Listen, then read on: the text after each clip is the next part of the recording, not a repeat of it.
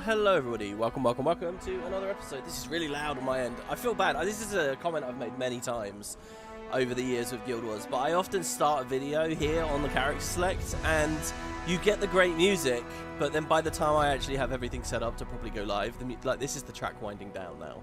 I don't actually know what track 2 will be. But yeah, welcome. Also, by the way, because our intro at the moment is the amazing login, like WP login screen, where it actually types WP on the footage there. It's like we just logged in, like, because now we're on character select, right? Woo! Okay, so let's jump in. This is day 3, part 3, well, day 3 for me. Part 3 of the, I should probably just say part, of the Janthir Wilds Let's Play, in which I'm playing completely blind. I haven't had any spoilers. I have been getting quite a few messages from you guys, though, saying, oh, this is going to get expanded on, this is going to get expanded on. Like, I had someone on Discord, I think just last night, said there's some cool collection to do with the Titans that I want to look into, and apparently the stuff with the Foundry of the Failed Creations is referenced. So just lots of exciting things. Oh my god, the timing is perfect. Okay, so yesterday I did play the game. Not too much. I did a couple of events, got a bit of experience, because I figured, you know, this is a story Let's Play first and foremost. It's not like a 100% completion thing, so I don't mind if we skip a bit of the mastery progress, just a bit. But I'm talking literally, I did like 2 events. I did the cabbage event, and it's stuff that we've already seen. I did the cabbage warclaw event and the dance event. That was it. But I also traded in some of my heart tokens to ensure that I finished this heart yesterday. So you know, there's this thing where every day you can keep doing the heart, and it like tears the whole village up or whatever. So I did that. So we didn't miss anything there. Like I gained a bit of progress on that. I was considering doing more events, and I came and I stood here and I saw this thing with the honeycombs. I thought I'll do this, but then I realized this is like a jumping puzzle event. So I decided to stop because I wanted to do it today. I figured it wouldn't be up, but here it is. So it's kind of perfect timing, really. So let's just try this out real quick. I got more stuff to talk to you guys about. Let's see. Care to join the honey gathering race, dearie? What should I do? Here's a honey jar. Use it to gather honey from atop the trees. You'll find an easy path on one side of me and a difficult path on the other. Now, I remember in chat, when we were here before, someone said, look up the trees. I think that person, whoever you are, wherever you are, I think you thought that this was the event going on, not the mushroom one, but this one. Because this is the same place we had that mushroom event at the start of the last episode. But it appears we have a different setup here. Can I glide with this? Should be alright, right? Okay, nice. Wow, that felt almost like I double jumped there. Okay, so I have a thing of honey. Oh, I've already contributed, I guess. I don't need to give it back to him. Okay, so we just climb the different trees, contributing as we go. I didn't know whether this was going to be one really long linear sequence, because I swear somewhere in this event's, like, text, it did say, it referred to this as a jumping puzzle. Here you go, look. Collected honey atop the beehive jumping puzzle. This is quite cool. This is kind of a mix of a JP plus events. You know, guys, I didn't even really think about this. You know, we think about what are the features we expect for Guild Wars 2 expansion. Oh, Vale must have sent you.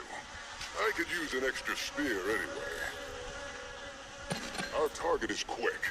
Tether it with your Journeykin, and when it's weak, ahead of yourself, no needless grab a suffering. pot. Unless you plan to stow that honey in your The village pockets. was gifted a few communication devices, You so I'll be mess with you in the the whole making, way. that is. Little But I'm scary not the one what doing your technology has wash. become. Okay, wow, that was like perfectly aligned. Terrible. They both finished speaking right when they finished. So I thought I'd heard, I don't know still, but I thought I'd heard there wasn't a meta on this map. I'd also equally heard that ArenaNet are still broadcasting dialogue across the entire map, and there have been people in Discord saying it's annoying them. It's been annoying me for ages. Of course, I get annoyed by it for a slightly different reason. I'm trying to present the game, and it's aggravating to not be able to separate the dialogue or whatever. But I mean, actually, even outside of that, it's just like, it's just aggravating having the voice thrown across the entire map when you're not particularly into it. But I think that's still a thing in this expansion. Now I'm not sure. Maybe there is a meta in this map. I don't like the stark colour break here for the water into the, like, I don't like realising that the maps are rectangles as much as possible. I don't like that. You know, like here they've obfuscated it a bit better, you know. Here, same deal, because it cuts in here. Anyway, so yeah, I wanted to do that. I guess we have an achievement to do a bunch more. And and climb every tree, I guess. But yeah, what I was trying to say is, it's funny, there's a bunch of different features you'd expect with a Guild Wars 2 expansion. Jumping puzzles for me are on that list. I'd like at least one. One per map is what I'd like mostly. I love the goddamn things. But it feels like we really were in the heyday for that with Season 3. I'm not saying there haven't been other good jumping puzzles. EOD itself actually had some really cool stuff. Remember the one at the north of Kaineng up here? Oh my god, by the way, all this shit still... I'm kind of... Look, listen guys, in about 6 months, if the post patches have felt a bit weak or whatever, I'm probably going to be all miserly again. But I have to say, right now, I'm really up on the idea of mini X packs. Yes, we can get the Raisu Palace mini X pack, and we can go to the Battle Isles, and we can do this, we can do that. Okay, anyway, so yeah, I don't know whether they've done more. Oh, there's a warg. Is this what the event was that they were just referring to a second ago? I'm not sure. Oh no, I was waiting for my special action to come up, but it's not the special action, it's the 3. So we want to pull on it. We don't just want to be tethered, right? We actually do want to stop and pull it back. Like this. Wow, it's kind of interesting to think of a single warg overpowering all these warclaws like this. Because when I think of wargs, I think of like, you know, the wargs hanging around the centaurs in Queensdale or whatever. Okay, so we've got obviously a little bit of combat here, which is probably a good thing to talk about. So the other thing I did... That was an impressive hunt. Oh, here we go. So, yeah, he was... If we must kill, we should always do it with respect tucked close to our heart, and with grace to avoid suffering. So, yeah, he was telling... That was not a meta, that was the local event, so that's good. Right, yeah, so, my main reason I logged in before was I wanted to set up my build, clean it up a little bit. See, I'm not very familiar with Untamed. I really haven't played very much, and it's very fast. I mean, I remember from what I have played of it, and it's been a while ago, it is quick. And when I'm streaming and I want to at least catch chat, and I'm always having a conversation, like it's not too easy to talk and play games at the same time, right? And, you know, you're juggling a lot of different things. This is going to be terrible. So I turned off Untamed. I was looking for basically a high quality of life build. And it's a shame because Untamed in a lot of ways is the kind of thing I look for in open world builds. And that is durability. Like a lot of their stuff is very brawlery focused. You know, they have reduced strike damage. They have sort of resustain mechanics. I do kind of like it. I'd rather have the Untamed Cantrip elite on right now. I can't remember its name. Rather than the strength of the pack. But yeah, so... So the question was, what do I do? Well, I kind of wanted to do Druid, but Druid only really has, for the playstyle I'd want, solo open world, the Condi build, the Eclipse build. If you guys forgot about that, they revamped one of the Grandmaster traits. You can play a really cool Druid, but that would have no synergy with the Spear or the Maces. So Druid was off. Soul Beast, I was very close to playing. And in fact, if you look at my old open world build series, I don't want to 5 then auto, right? That's the one bad thing, because then I don't pay off the stealth. So I shouldn't do that. So yeah, Druid, Soul Beast I was very close to, but again felt just a little bit fiddly, especially because my keybinds are all over the place, because I've been... Like here you'll see that my Signet of the Wild, I have bound to G right now. That used to always be on C. I used to have RFC. And if you're at your PC right now and you look at your keyboard, RFC is like a nice semicircle to the right of WASD, and those were my utilities. And especially when you're PvPing, you want a stun break on that left hand. You don't want it on everything being done with your thumb on your mouse, because the time it will take to track across is just so bad. It just doesn't feel comfortable. You also kind of don't want a stun break on a modifier, really. So anyway, I really liked those. But C, I also, from my Guild Wars 1 time, and you remember, I played a lot of Guild Wars 1 this year, and over in FF, I've been... oh, that was pretty quick. That was just the 5 and the 2, with my bird contributing. I've been using C for closest target, which is sort of the classic thing I do a lot in a lot of these RPGs. So, I wanted to get C back. So, that meant changing my utilities. I've also changed, like, the number keys versus where I use profession stuff. I think Q and E. I still have this awkward thing where I use 2 on the keyboard for weapon swap, which is really weird sounding. But it feels good to me, you know, it's kind of central, it's right there near W, it's like, okay, go into your other mode. I really like that, but then that kind of makes everything clunky and strange. So you'll see I've got QE3 for my pet controls here. And, you know, Ranger is a class, especially when you get to Untamed, with a lot of using those kinds of keybinds. So anyway, so yeah, Druid was off the table because it was only Condi. Soul Beast was just a little bit fiddly, but admittedly would have been really excellent. What's the other one? What am I forgetting right now? Untamed, eliminated. Soul Beast, eliminated. Druid, eliminated. Yeah, so that just left me with Core. Now, I happen to feel that there's some really good Core options for Ranger. So I just made a Ranger build using... this is a Core Ranger you're looking at here. And again, it's just quality of life, resustain, damage reduction, stun break access, while still hitting pretty hard. Power DPS. So my gear, I've swapped off a Berserker actually, and I've gone to one of the 4 stat with a mixed defensive stat on there. So for PvP, this is really the gold standard is Marauder or Demolisher, and you can go Demolisher really on classes that have a bit of a high innate vitality. So if you've got a bit of innate vitality, you can pick up Demolisher, which gives you the toughness. They both reduce the amount your health gets chunked down by about the same amount, but Demolisher, the one with toughness, Demolisher is straight up better. Because with toughness, the actual amount of health you're losing, though the proportion's the same, the actual numbers are lower, which means when you use heals and stuff, the heals are really potent, proportionally. So toughness is always, in a vacuum, the better choice there, really. When we don't think about Condis and how much Condi cleanse you have, because Condis bypass the toughness and all that, but let's just ignore all of that. So realistically, and if you've got really low vitality, then proportionally Marauder can feel better. But anyway, I wanted demo, because I'm on a Ranger. I wanted to play demo here, but I don't think it's in PvE. As far as I can tell, they still haven't added demo to PvE. Maybe because it's...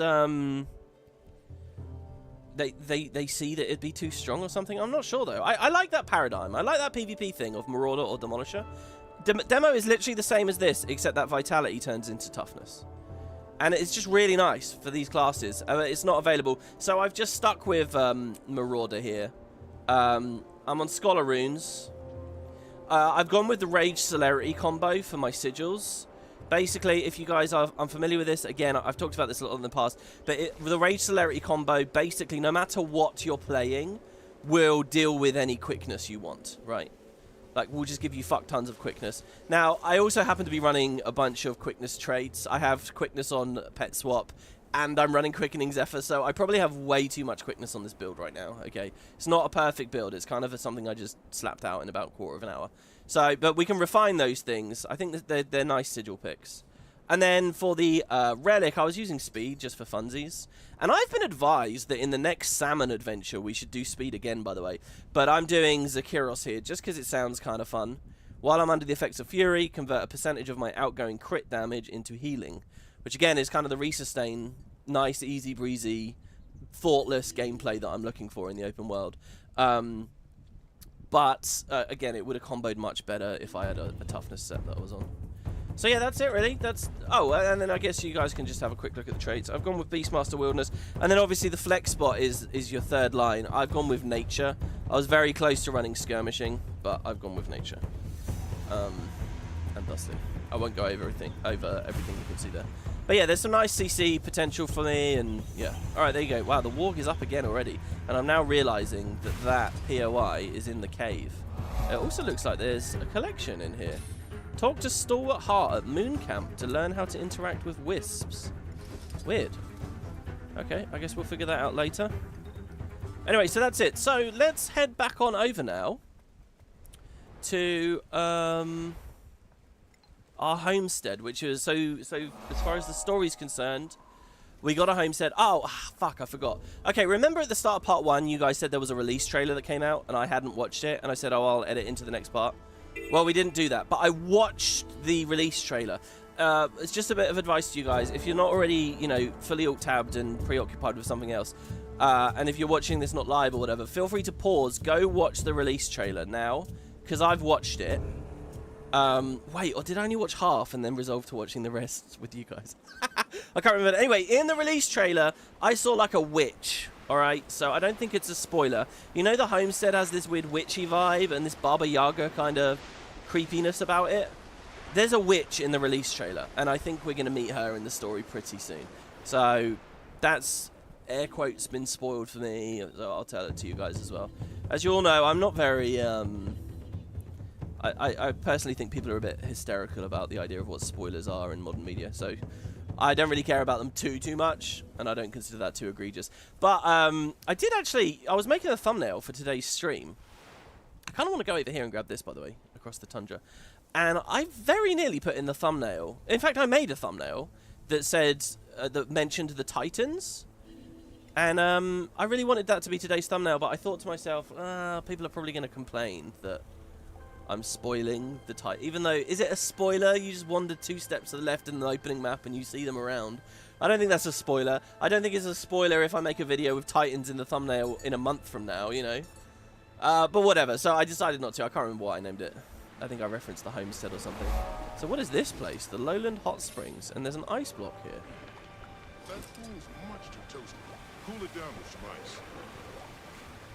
This is an event that has a real heart vibe to it, you know. Oh my god, I'm getting donations and things and I'm not reading them. I'm really sorry, guys. Dallo, just donated £5, thank you. Thanks for all the content over the years. You're the reason I got into Guild Wars, really? Did you find one of my videos before you heard about the game? Or do you mean you saw a little bit of the game and then you thought to yourself, alright, I'll give it a shot. And you watched some YouTube videos to be sure. That's really nice, man. Thank you. You hope this expansion hypes me up as much as it did for you? Oh, I hope so too. I mean, I'm already really excited about it. I like the subject material. It feels like I mean, it's early days. It feels like the scope is not too crazy. So they might be telling a story that they actually have space to tell. You found your way to the healthiest spot in town. Whoa, what was that sound? Sulfur's mineral healing properties abound. Benefits from oxidation, detoxification, rejuvenation, improved circulation. Go on for days I could, but I have a spa to run, and we're a bit short-staffed. Say, an offer for you, visitor. Lend me a hand and you're free to use the hot springs whenever you please. If you're like me, that offer will be worth your while tenfold. You'll never want to leave. I never do. How do you think my fur maintains its radiant shine? Clear that skin of yours right up, it will. Oh, I'm going to keep saying it now. I'd really like the UI to have a little ... on each speech bubble so I know if another line is coming or not. Because I keep finding out it's really hard to enjoy while I'm playing with you guys. Because I'm constantly like, can I speak now? No, I have to wait. Can I speak now? No, I have to wait. And it gives me a negative response to seeing more dialogue. But I want more dialogue. Yeah, the very first trailer literally said Titan. Yeah, and like, you know, they released concept art that was called Titan and stuff as of ages ago.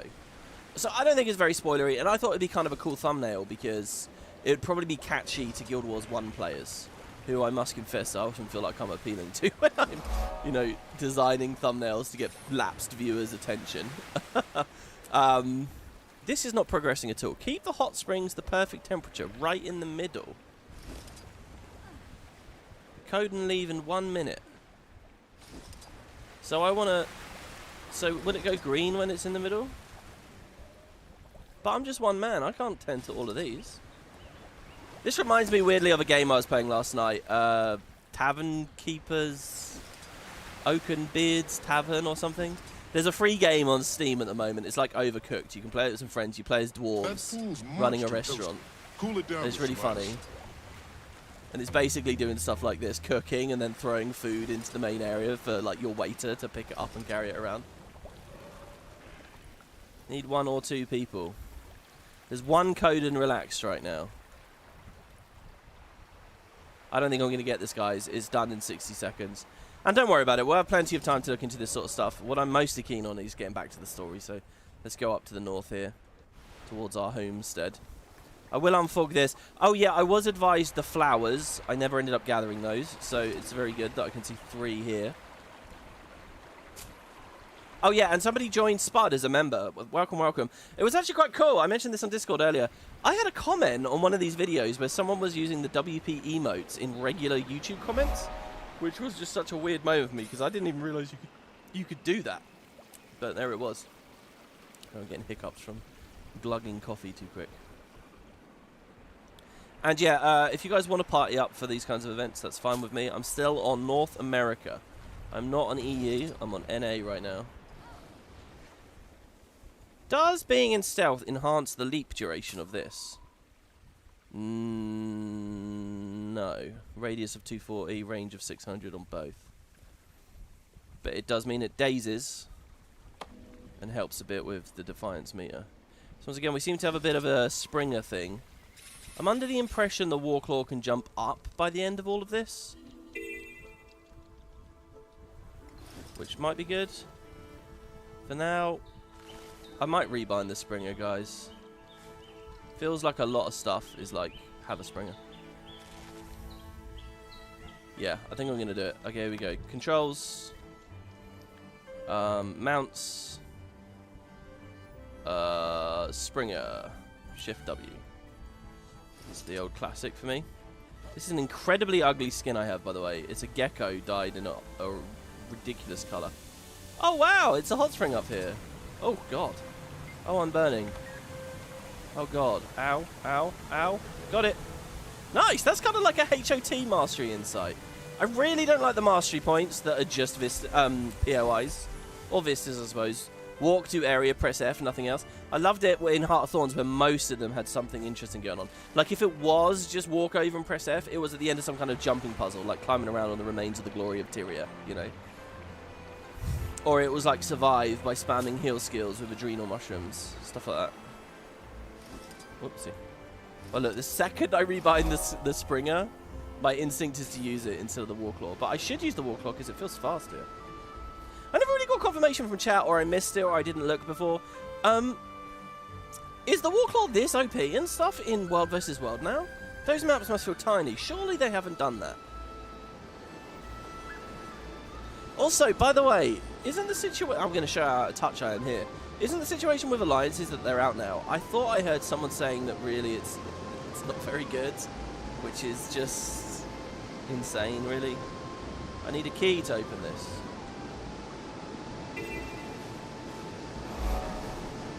Oh, people in chat are talking about the spear. Oh, maybe they're not talking about Ranger, though. They're saying the stealth leap, which is what this is.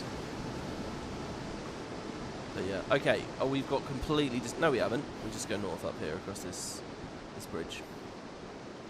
No, it is much slower. It feels slower and rough as well. Okay, good, My yeah. bearkin are indebted to your self-sacrifice.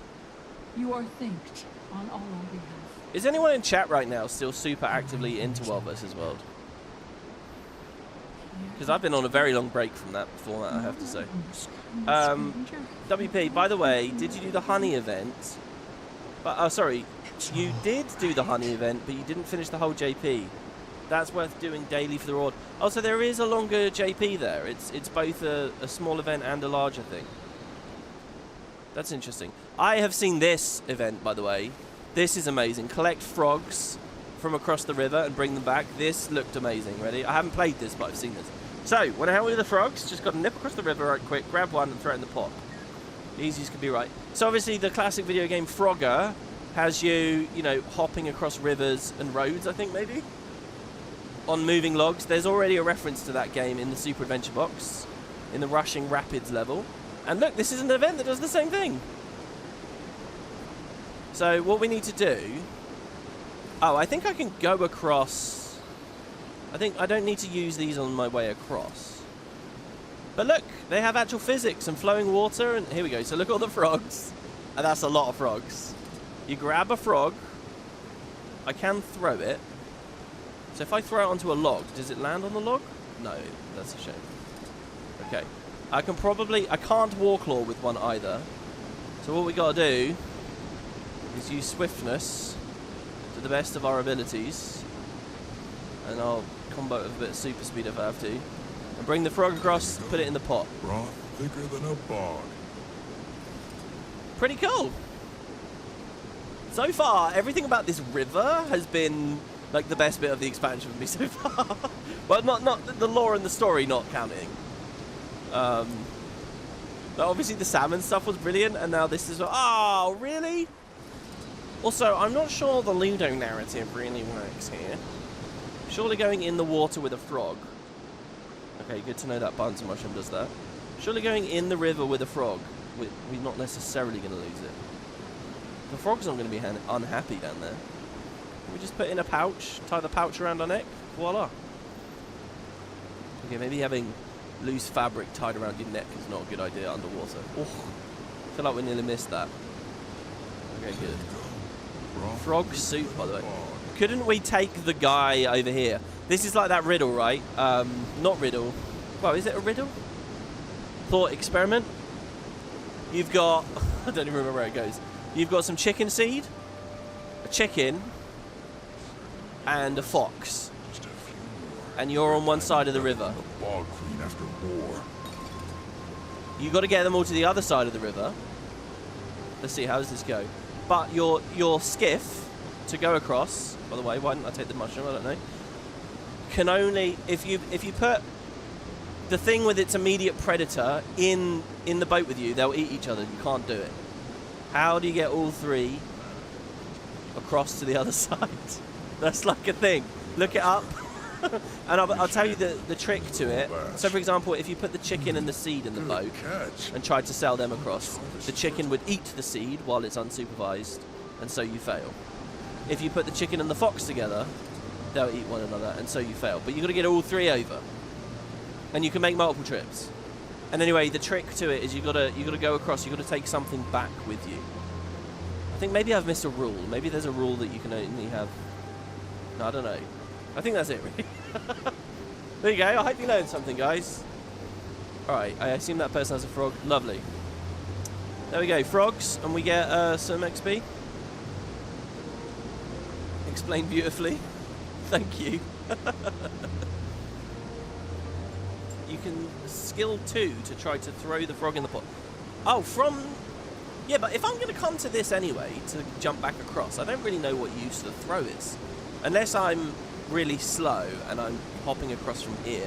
But as we just saw when I was hopping across from there, it was a bit dodgy and I ended up in the water. That's perfect now. Take a good big smell of that pot. Good enough for the Night Sun Festival. You're a real friend of the Bearkin, aren't you? I really like these. This up, I'll tell the council you helped make it. For years in Guild Wars, they would fill the whole world with interesting dynamic events that by their very nature are flighty and easy to miss. And players would never know how much content they'd skipped and missed out on, which was huge amounts, especially for the launch stuff. So I am all in favour of these like mini metas that say, okay, here's all the events. Like IWP, playing Content Blind, I can look at this and say, wow, I've done the majority of the events around the opening town. Cool. I still have 3 bits of content to see, but I know that I've done it all.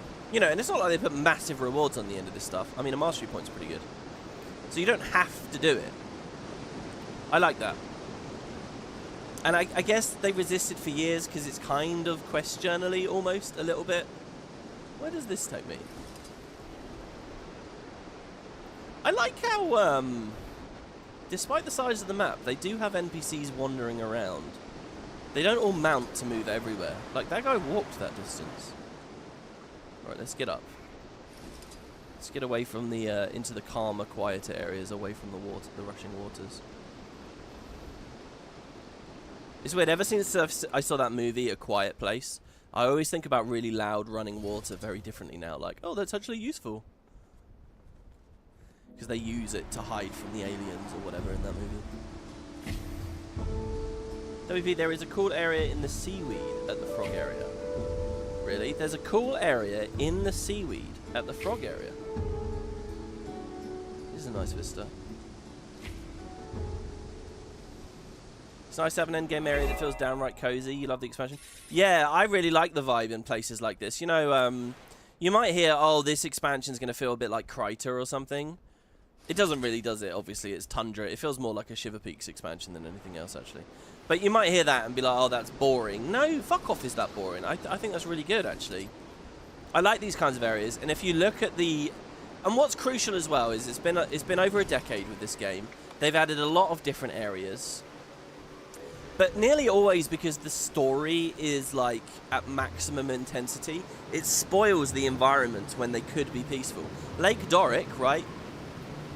A nice lakeside place atop a dam, and even in the environment art you can see, you know, they have like cafes looking out over the water and stuff, nice little towns, quiet forests, place made out of the, you know, the little wooden place here. It's in theory a nice vibe. except it's in the middle of a civil war where the dam's been exploded and it's just mud and rot and death and storms as you're there. Ruins the vibe. The jungle stuff's pretty good, I think, actually, for Heart of Thorns. Fair enough. But that wasn't retracing an old area. Another really good example, though, is like Sandswept Isles. It feels like... I mean, this was okay. But all the crazy mechanized huge stuff from the Inquest spoils it a bit, I guess. Also, even when you're up here, there's a big high-intensity meta. It constantly brings about storms.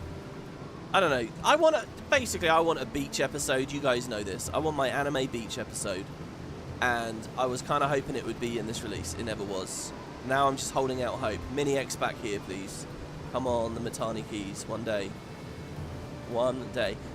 So yeah, and then End of Dragons obviously has a lot of gorgeous places. This was a great map as well because the ante wasn't too upped at this point, right? Also, this is still a great spot. Oh, I was just looking at this 80 thinking, why the hell is that? But that's the Guildhall, obviously. Speaking of the Guildhall, real quick interlude here for a second. Oh yeah, I changed this to Shift G now that I have a button on G. Okay, so I'm in Spud 2 at the moment. I don't know. Okay, we're at the Isle of Reflection here still. Can I just say, guys, I dislike every single Guildhall except... Like, I'm happy to say this now. It's been long enough. I love this Guildhall. This is the Guildhall as far as I'm concerned. The Lost Precipice is amazing. The other one, the Gilded Hollow or whatever, dinky, drab, dark, mouldy, gross little cave. Don't like it. The POF one kind of just has a vibe of a big open field. Not too exciting, really. Don't like it very much. This, I guess this place is okay.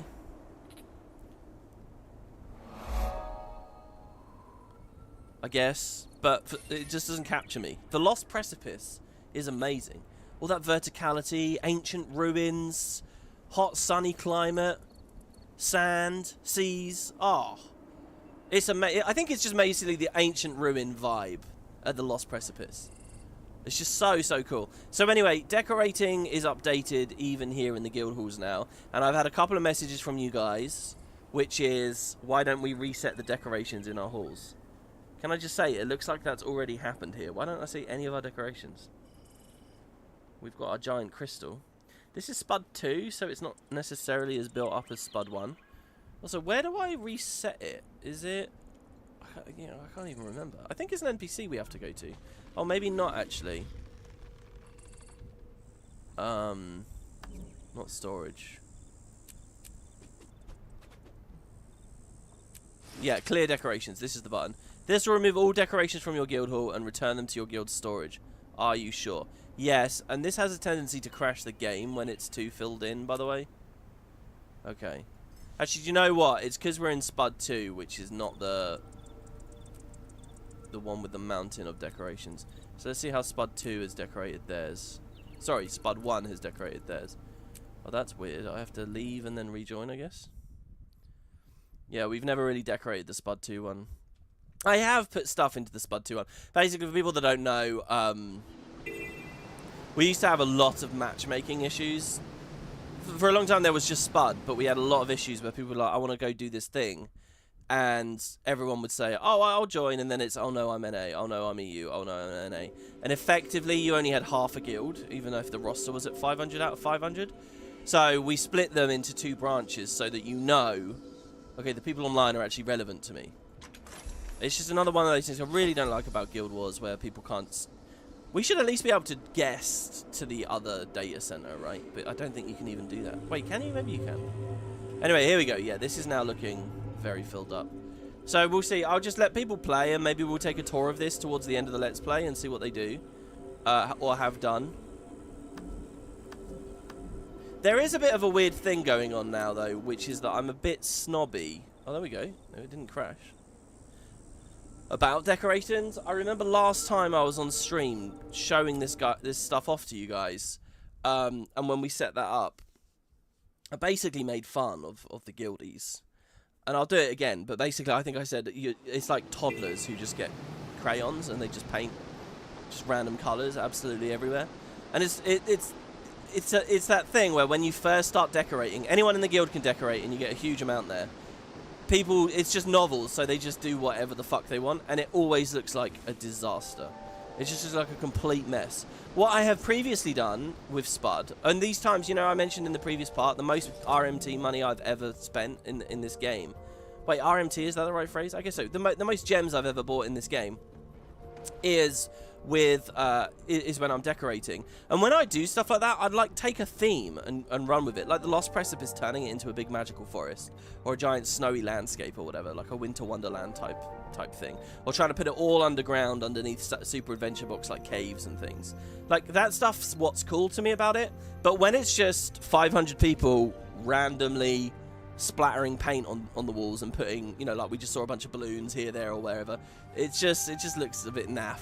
And I think and it's hard to delete the stuff in the hall and just say, okay, this is mine now, bye, I'm getting rid of all your stuff. You kind of have to let the toddlers vomit a rainbow around, and then you have to say, okay, there you go, you put the work in, you're allowed to keep that, you know? So I haven't decorated the guild for years and years and years, to be honest. And it's one of the reasons I'm quite excited about the homestead. How am I still not near the story? This is another ridiculous place. And again, like, I'm not being... Like, I get why it's fun to just put random shit everywhere when you haven't decorated much. It's mostly just interesting to be able to manipulate the environment and put stuff around, right? Like, so it's not that I think people are terrible for doing it. I did the same, you know, when I very first started decorating. It's only when you spend a bunch of time with it and you have a lot of control over it, you start to think, oh, I'm vaguely disappointed. This place is the exact same layout as our homestead, isn't it? Like, we go downstairs into the basement. Oh, nice, though. Wow, this is cool. This is like beneath Lara's mansion in TR2 and 3. Of course, we can return in 4, and it only appeared in a cutscene in 5 in Chronicles. And in 1, she'd only just moved in. But this is cool. And he's admiring it. This thing he's doing here, where he looks in, if you guys are on, like, aquarium communities, like if you get on a bunch of, like, fish keeping subreddits and stuff, people love taking screenshots of their tanks side on like this, because it makes it look really big and really long. Wow, they have a shark in there. That is too big for this, I would say. That's cruel. It's overstocked. This can support 1 Siamese fighting fish, also known as betta. 1. That's about it. Alright, can I do that in my basement? Is this like ArenaNet inspiring us?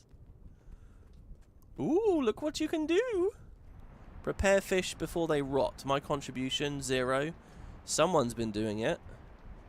Time until the catch rots, 1 minute. Can we get this done in 1 minute? Let's see. Grab the raw fish. Fast. Gotta skin them first. I've got to skin them. Oh god, this is huge. That's a salting station. That's a deboning and gutting oh no, skin. We skin it over here. Oh nice, that guy looks like a sunspear. That was very cool. Next, scoop out the guts and bones. Okay. All we want is flesh. Oh god, we got 30 seconds. All we want is the flesh. Let's debone it. To make them last as long as possible, they'll need a good salt bath. Salt it and dry it, I guess. Then you hang them up to dry. Oh, and that's depositing it, the drying it? Okay, good. I was going to say, if I have to wait... Wow, they reused the SAB animation for that. That knife work will get easier each go. Alright, this guy here is our only hope. Go, go, go, go. Go, Max Planck. Oh, no, sorry. We're alright. Okay, nice. Oh, and then we get... Because we beat it, we do get the 60 seconds. I guess I can maybe prepare another one so that I get more than bronze. Nice, I like these cooking things. I've been a fan of these ever since the first one with POF. And I've always been miserable about the fact that it was a mastery point, not an event. But they started doing them as events later, so I'm not really miserable. Also, this isn't even really the same as that. Is it? This isn't someone spitting orders at you. This is do a thing in the sequence. It's good though, I like this. This feels quite fresh. I can't really think of any dynamic events that have me doing this sort of thing exactly like this. Cool, so we did 2 fish. Oh yeah, also, we have Kamahari Kotaki as our spear now. Oh, and I changed my armor. I don't like the way my character looks. I didn't change the armor. I put an outfit on, let's be clear. But yeah, we have the legendary spear now. And if you Taking watch a closer closely... look. Good knife work. Saw could be a little better dispersed. But it ain't bad, Wayfinder. I'd serve any one of these to the claw. Don't hesitate to help again. If you look closely, when I hit this rat, for example, over here, I'm going to throw a spear at it, it will crit, and you'll see a shark come out of the floor and eat it when it crits. Okay, that didn't work. Let's try again. The dragonfly, maybe? There you go. You see the shark there? There you go. And I think it has a little sound effect as well. Obviously, that used to only be underwater, but now it's above land, because we can use the spear above land. Oh, this area is a heart. I sort of feel like I should spend some tokens on this then. Oh, they have faction provisioners here again. 5 tokens per... Wait, is that just a new standard? Was there a patch? I didn't realise. 1 for 250 thick leather. Then we get the crafting rewards. Interesting. Let's speak to the heart person. What's this place called? Autumn's Vale. Hello. Shading Willow.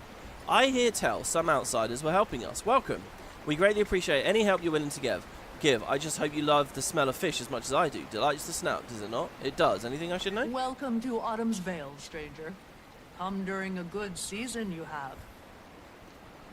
Fish are the lifeblood of our bearkin, and our days are centered on the river.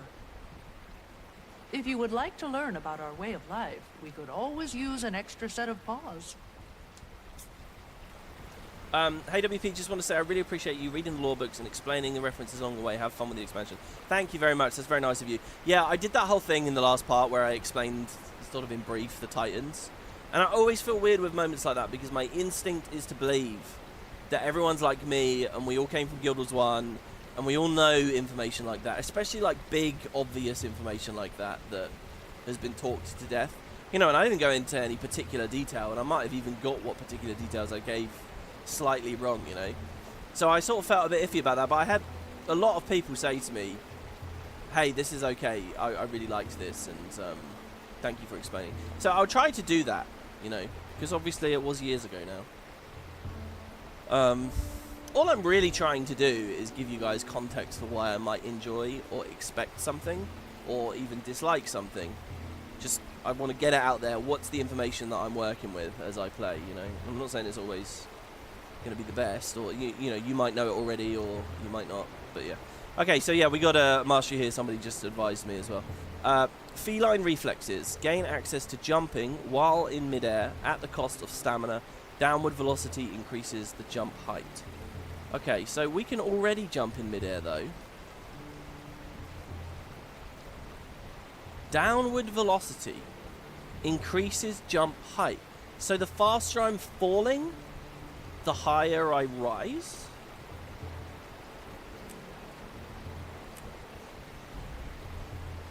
Is that the idea? Feline reflexes. Oh, we can already do this. Oh, but I think I'm hopping a bit higher now, am I? It seems your kind is capable of undoing some damage. You hear that, Wayfinder? Who's speaking? Making progress. I honestly have no idea who was speaking there. This is a very nice shaded little area, isn't it, in the cliffs? Can you tell me about the area? Oh, fishing is the way of life here in Autumn's Vale. I'm going to try and wrap this out. If you seek help, fishing is the simplest and most enjoyable way. Mind you, we prefer the flavour of our own land. Local fish only. Our fishing nets are in disrepair. If you want to help, you'll find what you need on the upper platform. Dive off, you'll find the nets easily enough. Also, Val ravens have been plaguing us tonight. The traps to catch them require lots of fresh blood. Wait for a bit and then use a spear. Drakes and other creatures of the bog have wreaked havoc lately, and they have something. I missed it because I flubbed. Harb, Unstilled Harbour, that is, and Churning Rapids could always use a bow, I think that was. Brilliant. So here's some fish. What do you have there? Wait, I have some fish in my bag. No, I don't have any fish. Hey, Wayfinder! Come here. Two-bear job, this is. So Welcome to the spawning pool. I I spear them, you catch them, and drop the little fellas in this basket. Painless death for the fish. Something to fill our gut. Okay, I think for But the catch it with first a time... careful paw. Will slip right out of your grasp. I think... Mind, don't overdo it. Take what we need and leave the rest for another. Balance and whatnot. I think... And watch it. Prey means predators. Every blood-sucking bog crawler is keeping an eye fixed on us. I think... Nicest of them yet. I think... Therefore, I am. That's all. Jesus Christ. I actually don't know what I was thinking now. What was I going to... Yeah, no. I think the first time I do this, you can't skip with the tokens. I think you got to beat the heart once, at least, before then you trade the tokens in. Alright, so here we go. So, we're spearfishing. We catch the fish. They flop out of our hands as we try to deliver it. And we catch it again, I think. Or you just go quick. You think I want to say something? Yeah, I'm just going to do that now every time. 90% of what's going through my head is, can I speak again yet? Can I? Can I? Into the basket. I need a pen and paper for notes, yeah. Unironically, I would love that. I think that would be really handy. I watch a guy who used to Let's Play, like back, real proper classic Let's Players. When, you know, you could only do a 10-minute video, or it was like screenshots on a fucking forum, I guess, around that era. And what he used to do was, he would be using a capture card for his N64. And he would put post-it notes on his TV screen. Like anything he wanted to say as it was going along, that was the way he could. So that wasn't actively taking notes as it was going along, but that was how he would remind himself. I would kind of love something like that for Windows, where you can overlay a sort of note on the screen, maybe that the capture software would then see. I don't know. I saw some weird thing. You know, sometimes online you'll get like there'll be like tech bros talking about Windows installations and what kind of bloatware they like to install after buying a new PC, right? I was in a thread like that about 2 weeks ago, and somebody was saying, somebody pointed not me specifically, but pointed out in a comment, a tool I'd never heard of. Have you heard of this thing called Fences? So it's on Steam, and it's got terrible reviews on Steam, and it looks like the company is really scummy. I'm not recommending it at all, just to be clear. It's not a paid promo. But the idea is really cool. Basically what you can do is, like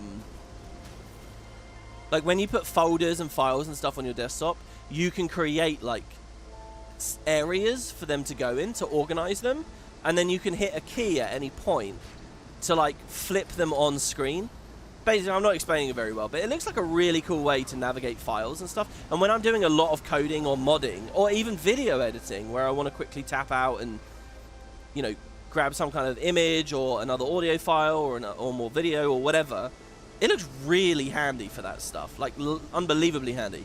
But again, I looked on Steam, the reviews were terrible, so I'm not using it. But I do wonder with stuff like that. If you got anything left in your paws, bring it over. But no more. Got our share already. I've always wanted to get more out of Windows, and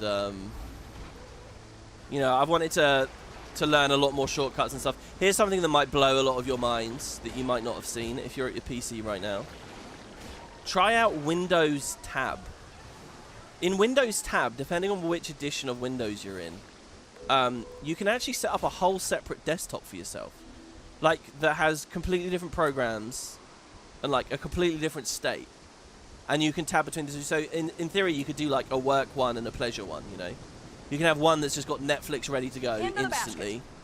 You can have one that's got Guild Wars ready to go or something. And the other one has a bunch of files and folders and things ready for whatever you're editing or whatever you're about to audio record or you know, Visual Studio up or Blender or whatever you're doing, you know?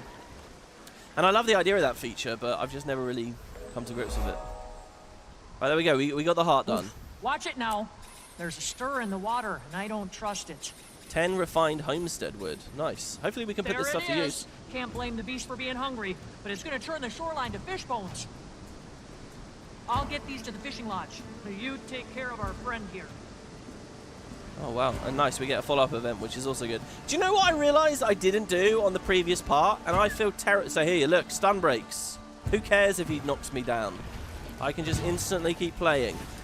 Not to mention all the stab. And again, fuck you, Drake. Not to mention all the stab I can have from Rampages 1 and the maces. So, yeah, I realised we did the heart, and I didn't even... I didn't even read the heart dialogue, you know, at the end. And look at the cooldown on this, Protect Me. It's only 24 seconds. Really good. Actually reliable. I got to get used to some patterns. I'm not going to say a rotation, but some actually useful things to do by default on the maces and the spear. I'm pretty sure I probably want to swap in, go like 2, 5, 3 maybe. Or maybe 5, 4. I haven't really looked at the power values on it. Do that again. Oh, this is infinitely more fun to me. Just being able to, and also I need to get used to whatever Mace 4 is doing. And probably we should change our pets. I said on the previous part, and I'm still open to this, guys. If you have ideas for pets and pet names, I will happily hear them. I think that would be very cool. So just let me know. Thing is, I don't want to linger there in stealth, not doing much for too long. So I should only really 5 when I've got something ready to queue up immediately. Oh, but I could just double tap the 5, right? Wasn't the big payoff on the 4? If they were already CC'd, something like that. Look, I like the lightning storm on the Wyvern, but he seems a bit unresponsive to me right now in this. Oh, there we go. Beautiful. We take 0 damage. Keep going. Fishing is a way of life for us lowlanders and key to our survival. Many thanks for keeping threats at bay and helping secure food sources for the harsh winter ahead. I remember really being into reading these at launch, but realizing that they all got very boring very quick. This UI never used to exist, if you guys remember. You used to get mailed this info. Oh, speaking of mails. First of all, yeah, there's a bunch of guild invites I've got to deal with. Let's just gloss over these for a second. Here, look at this. Echoes of Night. When I logged in, I got this. Echoes of Night. Do you believe? To the one they call Wayfinder. I've been watching you. I say this not to alarm you, but rather to entice you. I am enticed. You see, I've been hard at work on something of a cryptozoological investigation. It seems the sort of task to which you'd be uniquely suited. Physically, without question. But also parapsychologically? I couldn't quite catch if that was physiologically there, but no. Parapsychologically. I guess physiologically would be the same as saying physical, so yeah. Your support is crucial in helping me prove the existence of the notorious crow-footed skulker. Come speak with me if you are interested in unveiling the truth. You know, it's really funny. I was going on about Disco Elysium in part 1 because there's a huge storyline in that game basically involving some wackos who believe in a cryptid. And this is immediately the vibe that I'm getting here. But look, they're not wackos. Look at these long words. Look at all the syllables there. Wow. That means that they've been to university. So we should pay attention to them. Alright, I think I'm done with this area now. I'm keen to kill that champion Valraven. But, well, I say I'm done. I want to check what the vendor is selling. Oh yeah, what I did yesterday as well was I did buy, you know, like the 24-hour boost. No, not the 24-hour boost thing. I bought something. A Springer may be of use for I think honeycomb, the daily honeycomb I got. Serpent's Wrath choice box for 10 honeycombs. We have Titan plate heavy, medium, and light. Shoulders this time. I think we had the mantle before. Hold on, does that mean that there's 6 hearts then? One for each gear piece? Homestead recipe book. Banners? I know 1 of 9 items taught by that recipe. Where am I getting these 1 from? Is that from scribing? A book of homestead decoration recipes needed to craft miscellaneous items, volume 1. And then miscellaneous items, volume 2. These are all just 20 silver, so they're not really hooked into anything interesting economically. By the way, can any of you guys tell me how the price of wood is doing at this point? Like, is the homestead really helping the economy with stuff like that? Oh, we just learned about depositing materials, guys. What did I buy? Because we definitely didn't unlock everything. Oh, by the way, if I preview the Lowlands Shore gearbox, I can see that we have ornamented bearkin claws. It says it's a dagger. Oh, cool. It's kind of weird, but yeah, so it's a giant dagger that attaches outside on the back of our hand. That's interesting. It's almost like an unarmed weapon. We also can get a lot of honey flowers from this. You can get 5 commonly from opening those. And rarely you can get 15. So let's hope... Yeah, there we go. We got 5. Okay, good. That means I have 11. So I have the 10 that chat was telling me to have for this next instance. So that's good. And then there were just those again. Now it was this. The local writ of renown... I trade the things for. Here we go, Lowland code and experience. Expertise. There you go, 10% XP today. Like paw prints on sand. Let the mark we leave on this earth be as gentle as it is. Right, holy shit, we've been going 55 minutes and we haven't actually started the story yet. It's amazing, isn't it, how quickly you can get distracted and just end up going on adventures and messing around. Right, let's go, guys. Let's get up there. Now, I'm probably going to leave party for the instances. Like I say, I'd love to do parties with you guys. I think it's really handy and cool in the open world. It's nice to go adventuring with people. However, in the actual story instances, I want to do it solo because ArenaNet, I'm afraid to say, don't scale the personal story instances very well for multiple players. It tends to be a bit of a mess.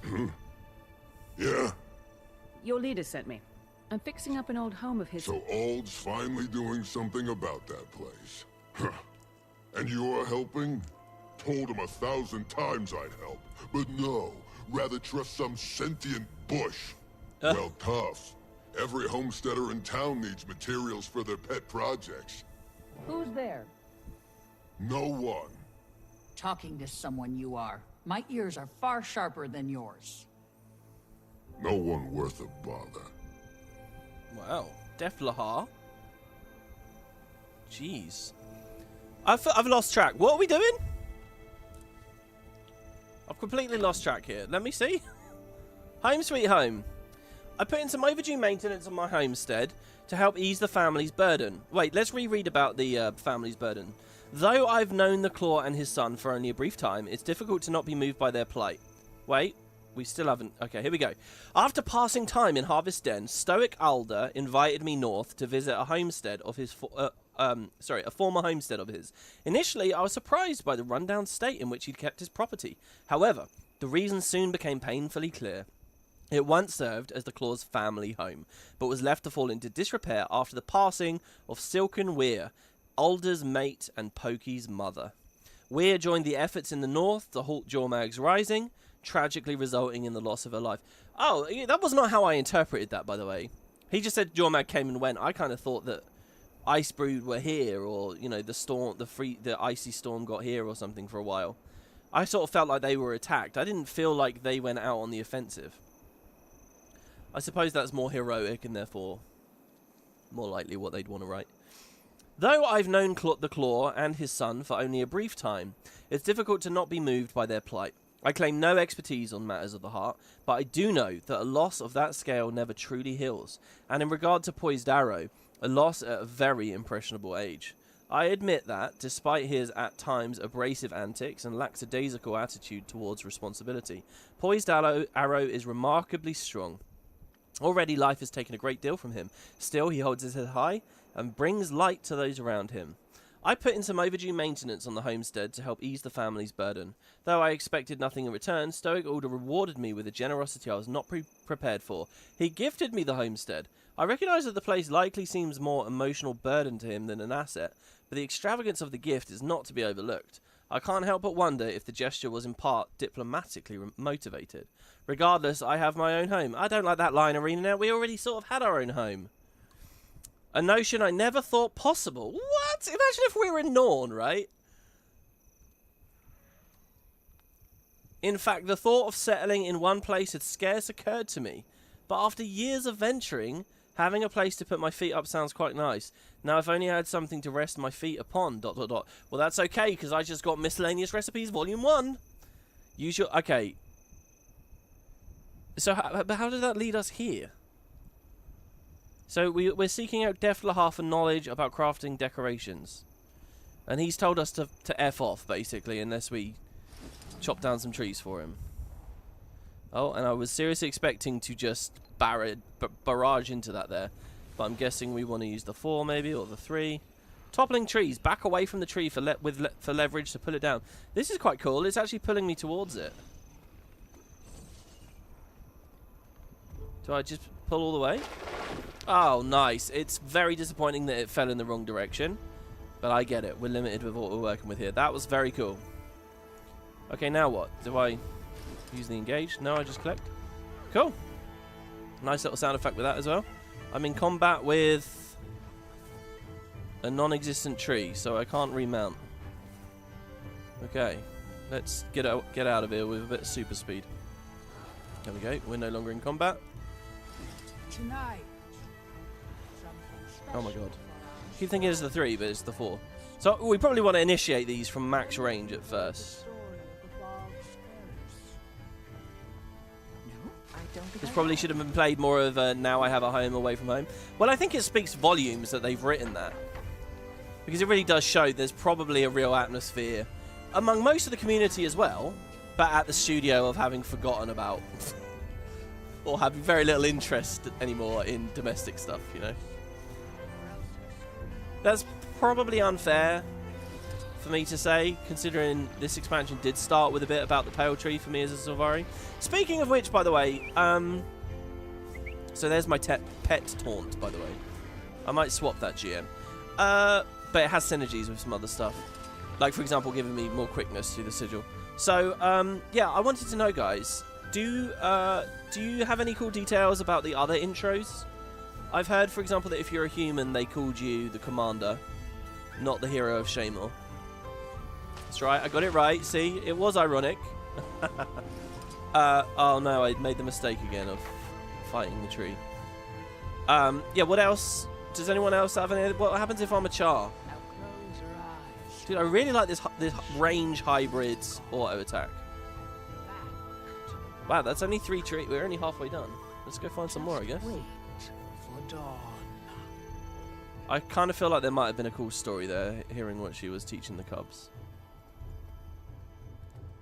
War claws allow for mounting combat. I did just try that, but it didn't work. Because, yeah, I thought I procced that. But, hold on, that was a Skyscale mastery, right? Is it not going to be a mastery for this as well? That's what I would have assumed. Go away, little lynx. I'm only breaking down your habitat. Oh, guys, this is like those sad videos, you know, of like monkeys and things that are defending their homes after the rainforest has been deforested, and they're like attacking the tractors and stuff. If you don't know what I'm talking about, feel free to look that up. But it's like a heartbreaking video. I say video. I've seen at least 2 different things online, or basically that situation.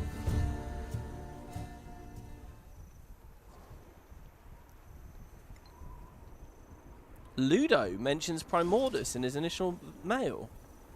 Really? Well, what's the deets? Oh, did I go to? Oh, I did the 4 again. Sorry, here. This is the problem. I'm reading chat here now. Very relatable sentence in 2024. Yeah, I must admit, I'm thinking. I was thinking the same. Wouldn't it be nice to just do that to get a house?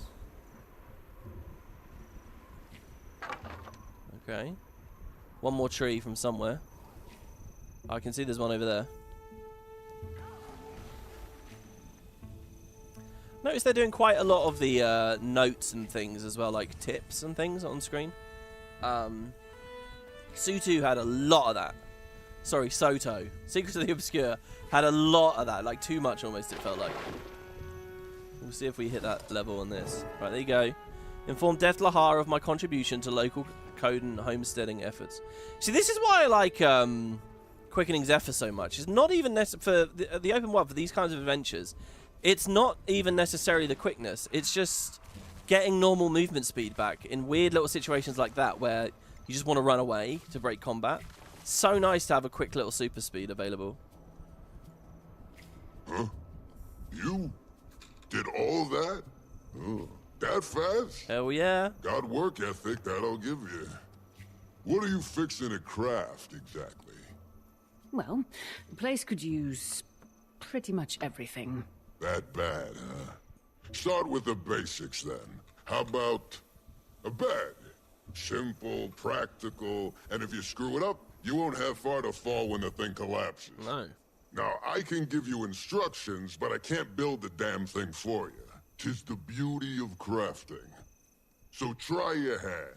You get stuck, do like us Lowland. Look around. No better builder than nature. Shapes, angles, patterns, all intentional, all ripe with purpose. Take birds' nests.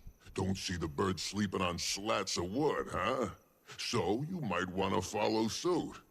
Lucky for you, best weaver in the town is right behind me. I'd still deem her best even if she weren't right behind me. Wouldn't bet my last bit of thread on it. Okay. That was cute, the way you whispered that last little bit. So, Patient Willow. Here your bed's a bit bare. Nothing to I don't fret even have a on. bed. There's plenty of patterns a novice could weave well enough. Know what you're thinking. How could such unwieldy paws weave so delicate a pattern? The trick is in the tips of the claws, perfect for detailed work. Some fine things come from places overlooked, Now let's see. Perhaps... Oh, I know just the one. Used in many a tradition. Consummation of mates, coming of age. Symbolizes new beginnings. Yes, she'll do right by you both. Best make haste now. Bald will be waiting on you. Wish him well for me. And tell him he's hard-headed as they come about asking for help. But good on him for finally letting some light in. This guy sounds identical to the Char, by the way. Like, 100%. Okay, collecting materials for a bed. Open the hero panel. Yes, I did that. It didn't take me to anything. What do you need? What materials do I need to craft this bed? You need a good amount of wood for this kind of project, but if you use higher quality logs, it won't take as many to refine what you need. How do I refine wood? You can refine wood and other materials at your homestead. You've done good work here, though. Here's a few to get you started as a thanks. It's very generous. What else do I need? Well, some wool for the padding and blankets, and honey flowers are a key component of the traditional dyeing process that Willow taught you. Where can I find the flowers? They grow all around the delta. Nice, they called it a delta. Keep an eye out. I'm sure you'll have enough gathered in no time. Okay. People are fighting that Valraven. The Valraven will find a heart to consume. Jesus. I want to go there, and it would just be up this thing here, wouldn't it? So let's go kill that as well, since there's progress being made anyway. Oh, is that another golden mushroom there? No, that was someone's golden pig mini pet. Nice. I was thinking there was only one golden mushroom on the map, right? And also, that wouldn't have been a very hidden spot. Okay, so big Valraven. It really is just a griffin. Maybe there's a little something different about it and I'm just not seeing. Okay, so let's do 5 and 4. I need to stop and stand still. So hopefully do that in melee here. The 3 doesn't move me. The 2 doesn't move me. 3 again. Okay, now we want to move. Try maces. Oh. Got CC'd quite roughly behind that rock there. Like, I got too much quickness here, look. I think I'm actually overcapped. I got nothing from the... Stop again. The music's really good, eh? Probably going to hear me say that over and over and over and over and over.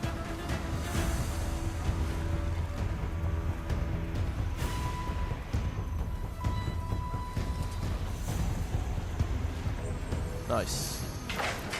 Hunting in the wetlands. Let me just check here. Oh no, I'm not running Lesser Quickening Zephyr. I'm running the Taunt trait, of course, right. So actually we're not overcapped. So we're okay. That's why I wasn't seeing it proc. That's fine by me though. Unless Lesser QZ... Oh, it is a survival skill, but I'm not traded for survivals. So that's fine. Okay, Right, so return to my homestead with materials for making a traditional Coden bed. Is that the only thing that they're going to ask me to do? Wow, look at this place. Oh my god. Whoa. Wait, so the coast is that low? We're this high up? Holy shit. It kind of blows my mind, guys. Have we explored the whole map already? Jesus. Well, I say explored, unfogged. Let me phrase it that way. Because that doesn't mean shit, really, does it? Just to unfog it. Alright, let's go back. Let's take our Warclaw. By the way, is there any chance you guys want to see a different Warclaw skin? Because I'm sure I have a bunch that we could use. It's just they might not be on theme for these ones in the X-Pack. So this is the new one, the Janthir Wilds Warclaw. There's that guy, that guy, that guy. Let's show default dies. That guy. This guy is about the only one that looks living. This guy kind of does. He's who I usually use in World vs. World. I think we'll keep it for the default for now. Oh, also, does anyone in chat know where the Ranger Warclaw pet is? Because if it's on this map, I'll totally grab it, and that will deal with one of our pets immediately. Weird, the entrance to this mission is here. I don't remember our homestead being here. Whoopsie. I just turned Mentor on. Okay, I'm leaving the party just for now, guys, because I'm going in here. The skybox is amazing. Yeah, I think that that's in some other maps. So. Hopefully Haar was receptive to your interest in his craft. Or at least tolerant. This is interesting UI up here. He was up glad to hear you're getting the place in order. Looks really handy and useful. That's clever doing that. Rather than some kind of ugly pop-up in the middle of the screen. Like a special action or whatever they could have done. I think this works. Is that available at the guild hall as well now? I didn't see it just now. But it's more than possible I missed it. Okay. Poised arrow in stoic order. Process wood materials into refined homestead wood at the lumber mill. This already looks way cozy than I remember. What? Hold on, I didn't clean it up this good, did I? This is nuts. Does that door open? Ah, that's a shame. Okay, let's go rampaging around our homestead. There's a handiwork workbench. So we're going to get a whole new discipline, right?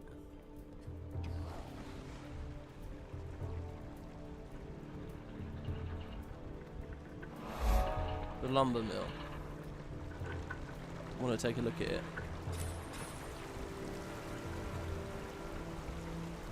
Oh, it's lovely, isn't it? Kind of wanted to see some little schools of fish down there. Oh my god, wait, so we can put things around, right? Could I put stuff to swim?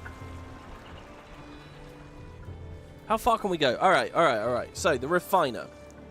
It's called a material market for wood. I can purchase 200 per week. So, did I already miss? No, surely not. Obtained by refining basic log materials. So I can choose to do my green wood, my softwood, any wood basically.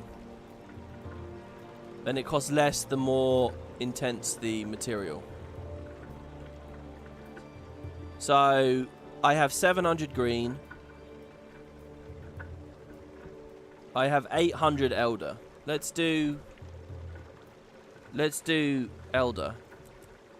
So it says 150 max. It says purchases remaining per account per week, 150. But up here it says 200. You can only buy 150 of this item per account per week. Are you sure you want to purchase it now? Yes. 199.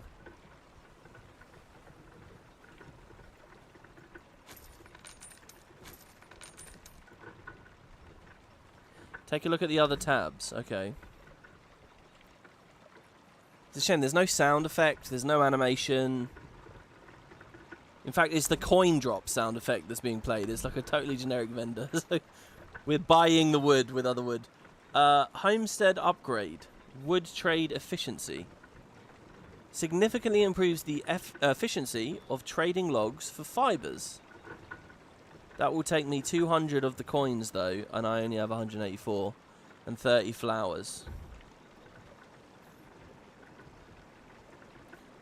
I can, however, get the upgrade for wood trades. Increases the maximum number of trades I can make per week.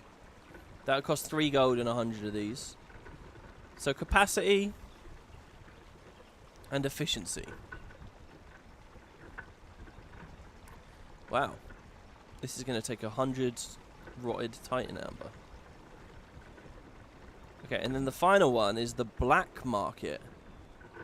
Oh, and I can just buy some for gold on the black market. Oh, and it gets around the cap. I can buy 300 this week with this. So I can get my base stuff from the actual wood, and then I can get around the cap with money from this. Okay. Well, I mean, what do you guys recommend? Should I fill this up? Right?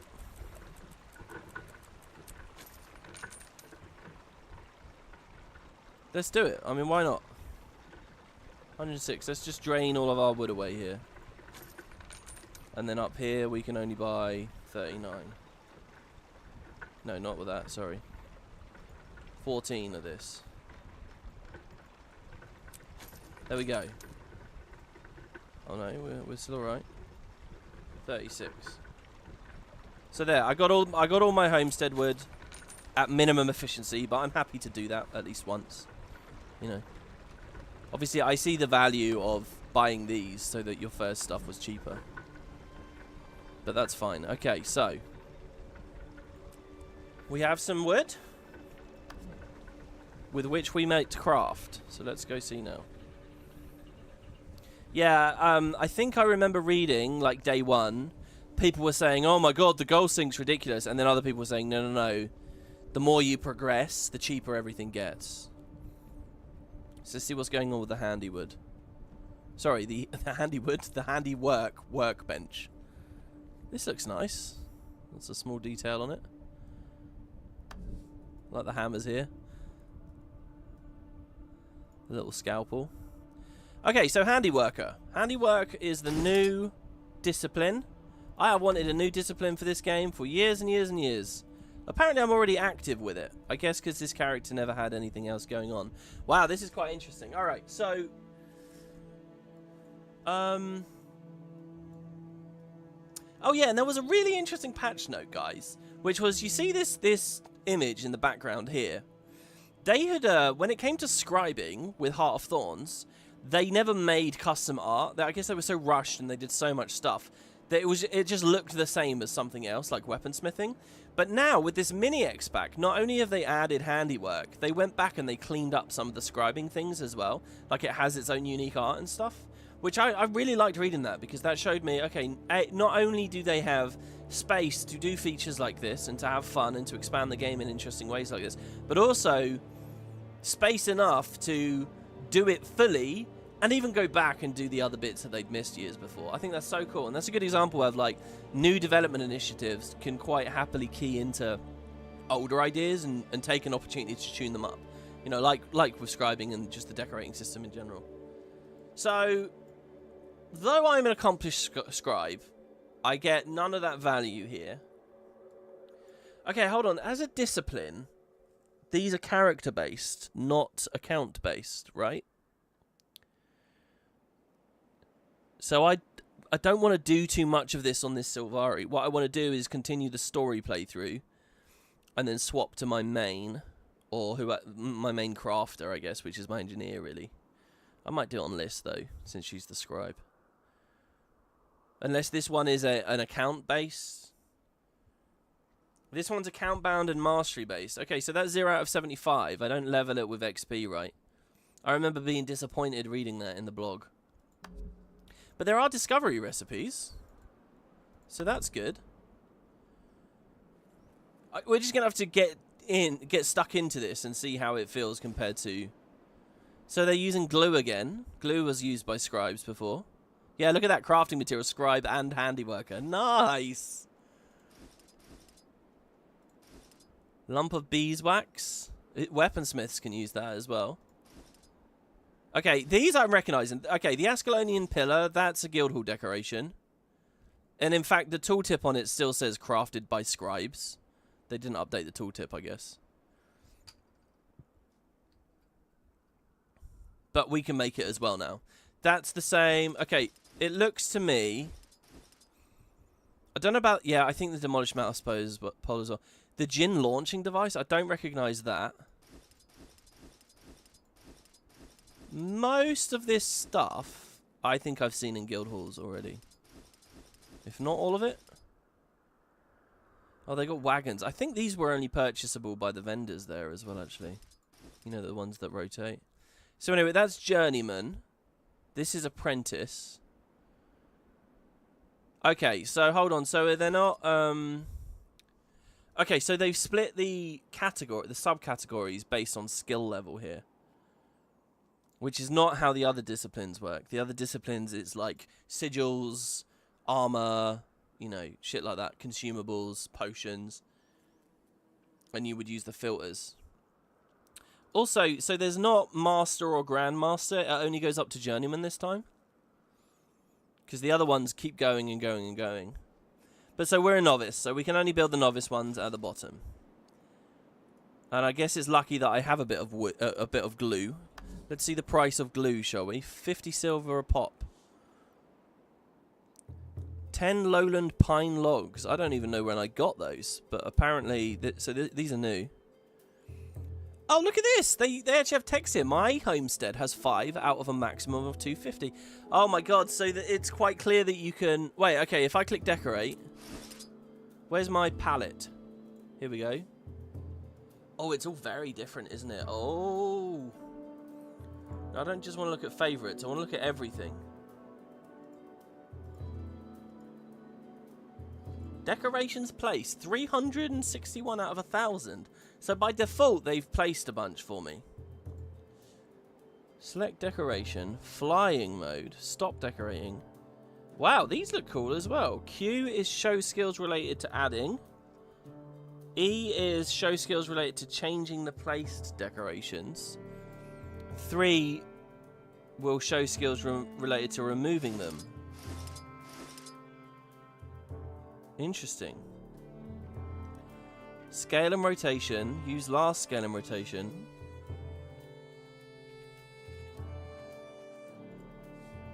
So I don't... Unlike in guild halls, you get all of the decorations available visible from the palette. And it's just the icon lights up with colour if you can actually place it. It seems here I don't get any of that.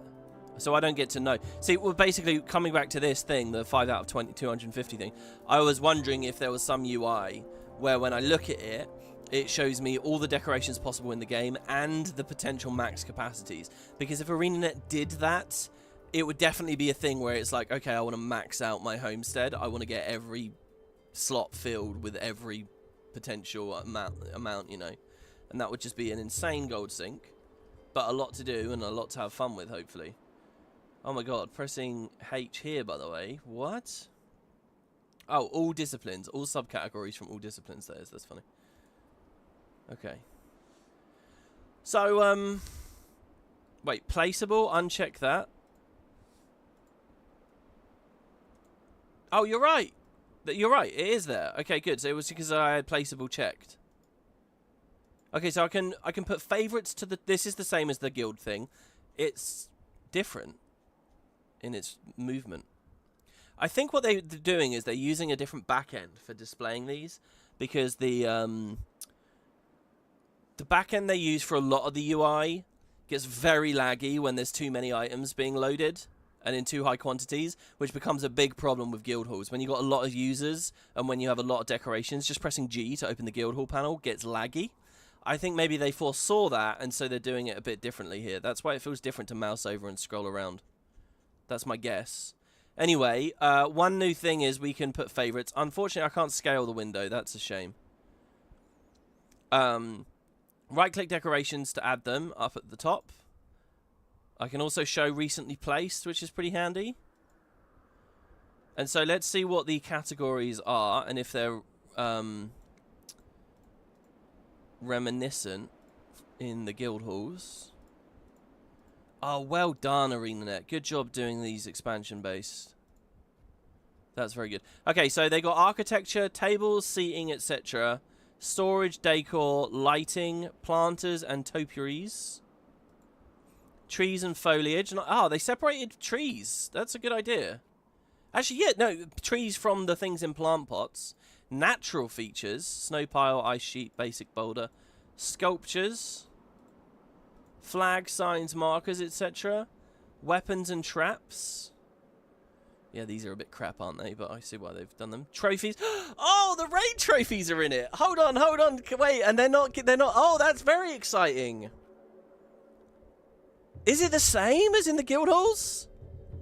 Dude, I would love to get back into raiding, to get all the tokens, to fill up my homestead with a gold statue of everything. Doing that for the guilds was always really fun. Some of them are really hard as well, like the Morgemoth one. Oh, there's going to be a real market to that. They're not on the trading post, but you can you can buy and sell them on the honor system by like donating them to people's guilds. And they had a little bit of value as guild currencies. Now they'll have real value for player currencies. Yeah, it kind of fucks KP, but then there's the whole KP.me situation. I don't want to get into that. But that's cool. Other. So the question is, okay, so here I'm gonna give you guys a quick crash course here, real quick. I know some of you are excited for us to go back to the story. When we look at guild halls, where is it? Storage. Okay. With guild halls, the UI, right? The decorations UI. These were the super categories that they went with. These were assigned when Heart of Thorns came out. Right? They didn't do that many. You'll notice that there's less immediately. Where was that other UI? Here we go. You notice that they've got less. They have architecture, furniture, light, blah, blah, blah. But you see this one called Other. It's fucking massive. And you see this one here, Festivals. It's obscenely... There's a lot of items here. This UI does feel really good compared to this one, by the way. Anyway, this is huge. It's because they've never expanded these categories. And so whenever a new festival came out that added new stuff, they just dumped it into the festival category. And it just got bigger and bigger and bigger and bigger and bigger. And it's just a mess, really. So here, what I'm really happy to see that they did was they've said, no, look, there will be a Winter's Day category. There will be a Halloween category. There will be Black Lion specific stuff. And they've done X-Pack by X-Pack. Now, this is also very good. So, actually, this thing here, right? So, this is like a season, okay? The Heart of Thorns season. The Heart of Thorns related rewards, okay? Then the Path of Fire related rewards. This is really good, okay? And they're actually circling something that I think is excellent for the game, okay? So, like, if we just talk a little bit more broadly about Guild Wars 2 for a second. When I'm a new player and I click collections and I click rare collections, okay? And I see, look at this mountain of shit here. I have no real investment in doing these because there's so many. And it's just... You're snowed under and it's done, right? But if we imagine instead that there were tabs across the top and one said Core and one said Heart of Thorns and one said POF and one said End of Dragons and so on, and you could toggle through the tabs for these larger categories here, players could actually meaningfully say, okay, I'm going to be all of the base game ones. Okay, now I'm going to do all the Heart of Thorns ones. Or I'm going to... And by the way, doing it by X-Pack name is kind of a thing. Another thing would be like by year. But I think X-Pack name is the better way of doing it. I think that this concept here, this is brilliant and could actually be a lot of value in a lot of areas of Guild Wars as UI. So I'm so happy to see they've done that there. I think that's the right call.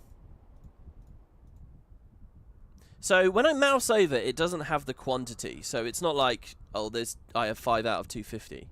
But maybe eventually there will be. Anyway, very, very happy to see this. And do you know what? Okay, I also sort of wanted... I don't know what I wanted.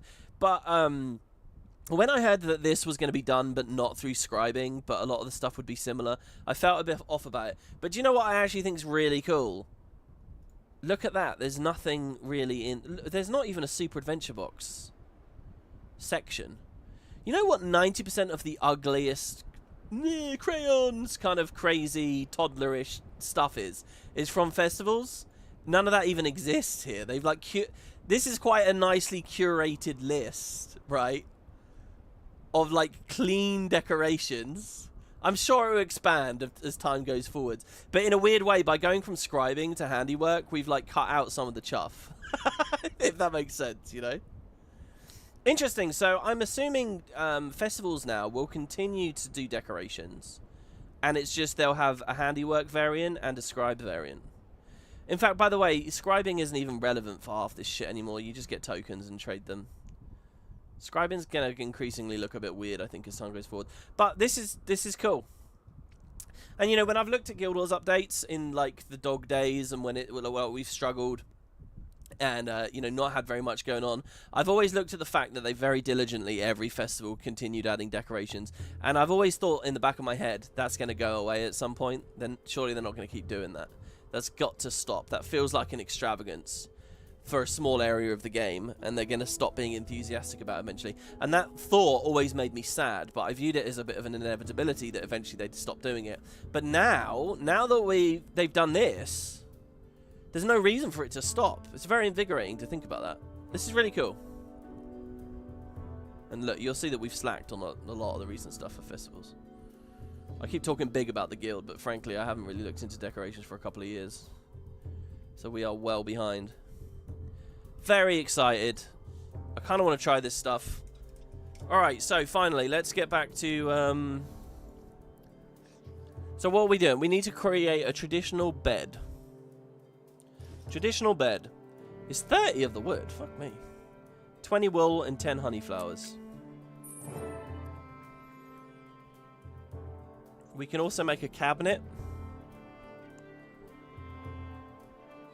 The fancy bed is 15 flowers. So oh, and there's a sink. Let's make a cabinet. Oh, I already had a bunch of cabinets. Whatever. Press the L key to begin decorating. Except I already was, so... Okay, press G to pick your first decoration. Select the bed.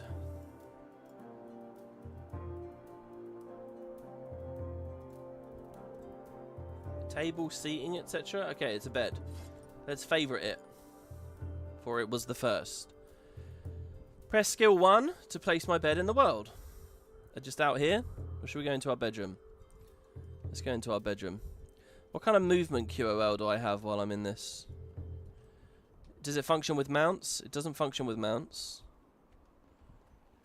I did see that thing about flying. Transform into a bee for the ability to fly. Useful for decorating in difficult to reach places. Nicely done. This is very good. I prefer to have an actual model or something than just a, like being a moat. Oh, the game actually wants me to put it up here. Okay, so that's just on there. And that looks good, by the way. I love tonics and things and systems like this because you really get to look at the enemy models when you usually wouldn't. Right, let's drop this again. Okay, so I guess I will put the bed in the most normie appropriate place where I assume everyone will put it. Flush as best I can against that wall. Oh, that was a bit different. Have not seen this pattern in some time. It looks like what little girls make out of like sequins or whatever. Pokey, does that blanket look familiar? We had one, yes? On your bed. You and Ma. Forgot all about that. A gift from a dear friend. For two young lovers embarking upon a life together. Funny how life can sprout anew from seeds long buried. Imagine decorating your homestead for festivals like you do in general in real life. Yeah, you know, it's funny you say that, and then I think, well, it'd be a bit annoying to rip everything down and put everything up. You'd want to make sure people visit at least. And then I thought, well, you could have loadouts for your homestead, so you can just toggle between like your Christmas state or whatever. And I thought that's unlikely to happen. Also, doesn't that kind of shit on the idea of having new ones? And then I sort of thought, well, look, if years off in the future, when there's like 5 homesteads to pick from in 5 different mini X packs, when we have, do they have to take away the old one just because we get a new one? Maybe when we have multiple homesteads, we just have multiple homesteads. And then, yeah, you're free to decorate one as your Christmas base and one as your autumn, as your Halloween base or whatever. Maybe? A fitting choice, Wayfinder. One of many to come, I'm sure. As you continue making this place yours, my only request is that you keep our village close to heart. Any additions, mines, farms, lumber mills, and the like, can be of greater good to your community. May your new beginning here serve you well. It doesn't seem they have the Remember, aquariums. Wrestling my way between you and Ma for warmth. Imagine me trying that now. You've grown so much. We'd scarce have space to sneeze. I wonder what they'll do with this Halloween. What they might do is just dump all of the pre-existing Halloween Guildhall decorations into handiwork. They might just take all of them, which would be a huge amount, by the way, but they could just implement them all. Some of them are really cool, by the way. The hanging bats are cool. One of my favorite decorations in the entire game is an early Halloween decoration, right? They're these seance candles. They're little green candles you place at your Guildhall. And above them in the sky, a bunch of black ghosts, sprites, and weird ectoplasmic entities start flying around in the sky above them. They're really cool. You would be mistaken to think that they're just a really small, lame little decoration, because all you see is in the preview is the candle. But you place the candle, all these ghosts appear. I'd love to put a bunch of those around, hang a bunch of cobweb up and stuff. That would be really quite exciting. And I hear you can scale stuff now, right? If I scale those seance candles really big, does it make the ghosts really big? Another decoration I've always wanted, I've said years and years and years and years and years, and to be honest, I didn't check this Winter's Day. It might have happened finally. I don't think it did. And why am I speaking? Let's just check, shall we?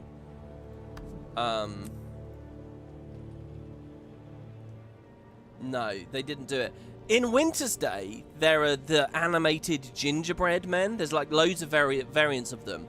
But like they're animated, moving, like they cheer for you and they hop around and stuff. Like think about when you beat the Winter's Day jumping puzzle. As you're collecting that chest, they're like all arrayed out there in like a crowd, a little gingerbread crowd. I love those. I've always wanted those at the Guildhall as decorations as well at the Guildhall. And now I'd want them here too. And if you can scale them as well and make like a giant one like in Shrek. Yeah, no gingerbread men yet. I mean, that's always, to me, that has been one of the best decorations they could ever do. I think it's just animated things that I really like. And so that's the thing. So I can put minis down, can't I? Isn't there a thing where I can put minis down? Other characters from my accounts? Living things. That's the other thing I really want. I want people to live here. Characters from my home instance. How does that all work? Oh, there's so much. Also, where is the cabinet? Also, when I placed this bed, I released the place. It didn't place it immediately. It waited for me to confirm with left click, which felt really good. Does that mean that I could have released and then walked and looked while it was still a blueprint, a wireframe, and then finally confirmed with left click? That would have been amazing. Because like there you saw, it took me a while to place this bed down because I wanted it flush against the wall, but I was just eyeballing it from here. When I released, if I could have gone and looked that it was lined up, that would have been pretty amazing. You just got it. What's my fashion on this character? This is just a generic town clothes outfit. One of the vanilla town clothes that became an outfit eventually. They went from town clothes to tonics to outfits. With an old season 1 backpack. Thought you'd still be here. Wow, did you now? I feel offended. No, just saying our goodbyes. Oh, there's nothing for minis. I guess I'm getting that confused with the Island Sanctuary in FF. Another's home. Indeed. Wayfinder, you can really pull a place together. Bit envious myself. I came to pass along a message from Barbed Vale. She requests your presence at the hunting outpost a bit west of here. What does she need? Believe it has to do with the Journeykin. She'll provide you the details. Older. Pokey. Take whatever time here you need. My home is always open to you. Already the Wayfinder makes for a better neighbor than those obnoxious trolls. I kind of didn't like that. I didn't like the way she said, my home is available to you. Like, immediately... Is this the gift Willow made? Near identical. Seems she taught the pattern to the Wayfinder. Sharp as her weaving claws, that one. I buried the original when it became clear that its symbolism was no longer appropriate. What is the symbolism? Trees looking up at the stars. I'm sorry. Perhaps that's not entirely accurate. Truthfully, a new beginning is precisely what I need. I'm getting too old for this. I know exactly what you mean. At the very least, I do owe Haar and Willow a visit. Maybe Willow could weave me some new pattern. Any ideas? Perhaps we could ponder it together. Oh. I'm sure we can figure something out. To the guy in chat who said I'm a new player and I'm thinking of buying the expansion, but can I get to it soon? Yeah, you can. If you do it, you can do it basically at level 80, so you can get here quickly. They'll allude to a bunch of stuff in the story you won't have played yet, but it should be enjoyable enough, I guess. In all likelihood, you'll end up doing a bunch of the other stuff. Guild Wars is very, very good value for money, though. You know, there's no subscription fee. The expansion is not that expensive, and it's just a huge amount to do. So yeah, so far I 100% recommend it. So by the way, to that same person, if you are going to buy it, I have a link in the description, and that helps me out if you use it. So I would very much encourage you to. And as press was coming out for this, I really didn't push that link very much. I didn't make many videos because I wasn't sure going into it whether I really could comfortably recommend this. So far though, yes I can, and I'm happy to show that link right now because I think that is very, very good so far. All right, so let's see. Home Sweet Home. Chest of Homestead Starter Goods. Double-clicked open. Contains a book of basic recipes. Wait, I already had that though. I already bought that. And 120 of the 3 homestead materials. So what are the 3 materials? They are fiber, metal, and wood. Okay, makes sense. And I can imagine what we refine them from. We get a large stash of obliges. Those are automatically opening, right? Because I never see them in my inventory. And another mastery point, which is very good as well. Okay, cool. So, someone in chat just told me you want to leave, and then you can come back and do more. Malice and Keith here, kind of creepy. Hi guys, I love that view out there, and the frames again. It feels very good. Oh. Hey, Commander. Fading Aurora had news for you, so we thought we'd tag along. How's reconnaissance? Was going to ask you the same thing. I'm going to have to figure out how to make money in this game again now. Operations. Screw dragon hunting and world saving. You were destined for diplomacy. What should I do for money that's not kidding. PvP? Could use a little love and more greenery, but I mustn't be picky. It's lovely. And things are going well, actually. While you've bonded with the Claw and his son, we've been getting to know the village. Keith is good at kissing babies and letting the Coden coo at her foliage. I've collected more intel on their situation. Good on you. Good for you, Malice. Remember those strangers that Poised Arrow mentioned? Oh, they're the talk of the town. The cub's instructor did warn the little ones away from the woods. In the moment, I thought it was a standard warning. People are being cautious. That much is clear. I'll see what else I can gather. Now. Imperator, don't look so pleased with yourself. Trailing our hosts. Shame. Hey, I'd do the same to you. I don't like Trust Malice is a in this two-way story. Street. If we're eating their food, I want to see what it's made of. I don't like Malice doing this in this story. I don't think Imperators should be wandering around on their own, unsupported. I believe that she should be at her citadel in the Ash Legion homelands, you know, dealing with Char politics and intrigue and, you know, espionage, sitting in high office. I don't think it makes much sense that she's just out and about like this. It makes the world feel small. It makes it feel like nothing's going on in the Ash Legion homelands. I guess ArenaNet have got a plan for her, and they want us to know her, and sort of, and it's nice to have her on screen a bit. But I think the world's taken a bit of a hit having her just wandering around like this. It's not a Guild Wars exclusive issue, by the way. Like I mentioned, I rewatched Trek a couple of weeks or months ago. It's never made sense to have the captain going down on away missions and shit like that. It's the same sort of thing, you know. Anyway, hey Commander, Fading Aurora had news for you, so we thought we'd tag along. Was gonna ask you the same thing. Wait, is this the same? But you've secured us a new base of operations. It is the same dialogue. It is the same. Saving. For some, I guess that was just a bit weirdly set up, so we can re-trigger it. Okay. Valraven's back up. I really don't mind this in Guild Wars, you know. It used to be such a crime if you saw the same dynamic event repop. Because the idea was each dynamic event would change the world.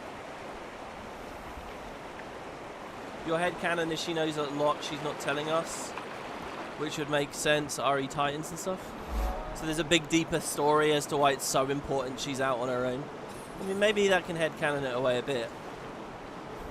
It's not a huge criticism, but it doesn't feel right to me. Okay, wow. So head westward, heading further into the wilds to the Coden hunting outpost. As for the homestead, I think what I'm going to do, guys, is I'm going to... we might revisit it at the end of today's episode and end the episode. And then off screen, I'm going to fuck about with it and play with it and... The thing is, I don't have much money. What did I last spend my money on in this game? Why do I only have 167 gold?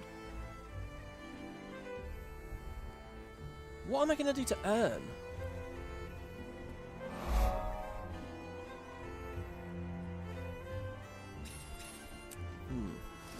Well, anyway, I'll see what I can do, and we'll probably have cool new stuff going on at that point. Hello, Autumn's Breath. By the way, I never read what that was. The Mire Switchback. Wayfinder, we need your help. The bog is sick, and we cannot gather the peat until we need to get us through the winter. We need far more. Best of luck, but I'm needed elsewhere. Yeah, I'm gonna leave. I want to do more main story. I want to get to like some big lore bombs, some lore nukes.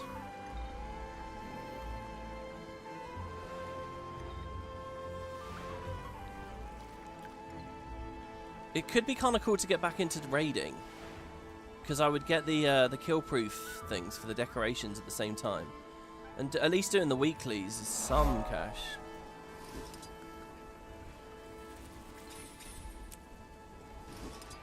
Because the thing is, I don't think I really have any assets either that I can sell or flip. And I have a new mastery track. Look at it. Oh, good point. I'll have a look at that. The music in this vista is insanely cool. The ranger pet is at the location of the next story set. Wow, guys, you're all being so useful. Oh, my lordy lord.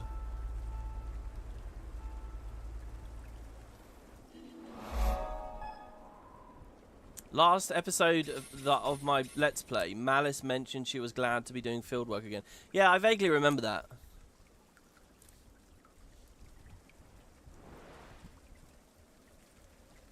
Basically, I think the best way that story can go now is Malice gets caught unawares and gets knocked out or something. Creates a bit of chaos, a power vacuum within the Ash Homelands. Shakes things up for a potential mini X-Pac experience down the line. Okay, so this is a huge fuck-off cliff, right? By the way, the Haar clearing. This feels very much like a boss would spawn here. There's the Haar Mire. Man, this place looks like a dump on the map art, but in-game it's gorgeous. Look at it. More Titans. There's a flower there. I really feel like I should grab all the flowers at this point. In fact, I wonder if the flowers are worth a ton of money right now, because surely people are going for the homestead, at least doing some stuff with it. One flower, and let's see what it sells for. 10 silver. Wow, they're cheap as chips.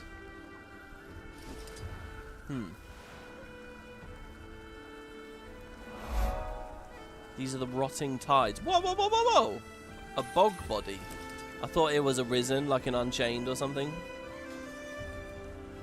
Dude, it is totally a risen. Bog body. I wonder if this has to do with the witch I was talking about earlier.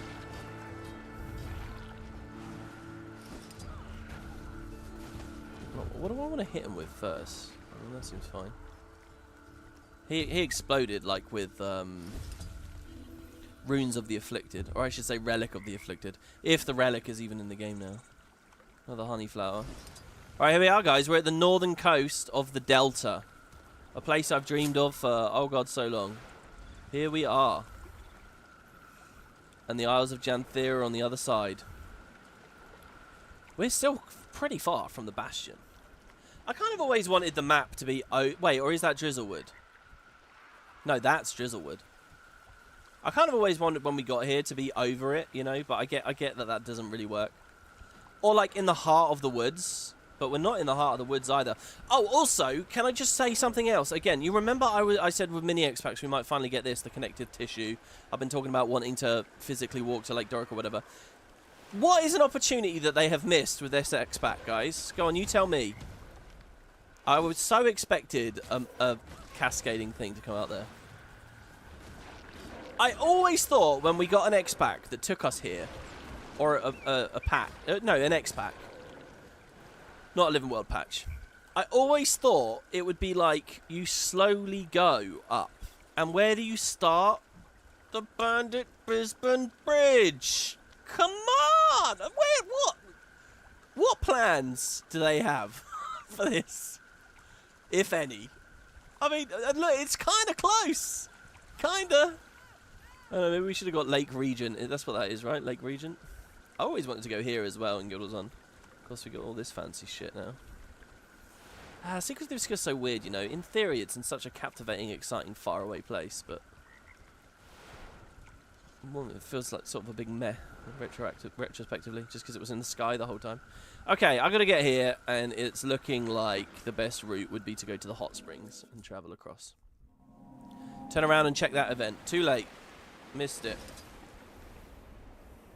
It's the secret is they don't have plans.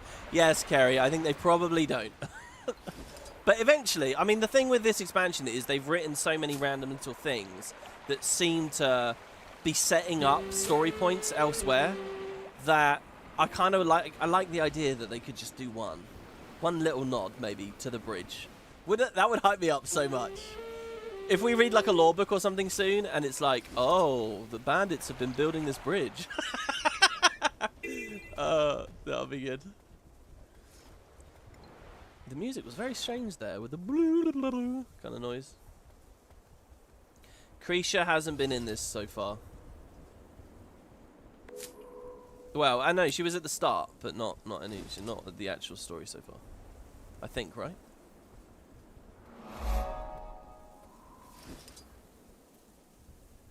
You expected Zodja to be here? Imagine Kaith meeting post-Wizard Zodja.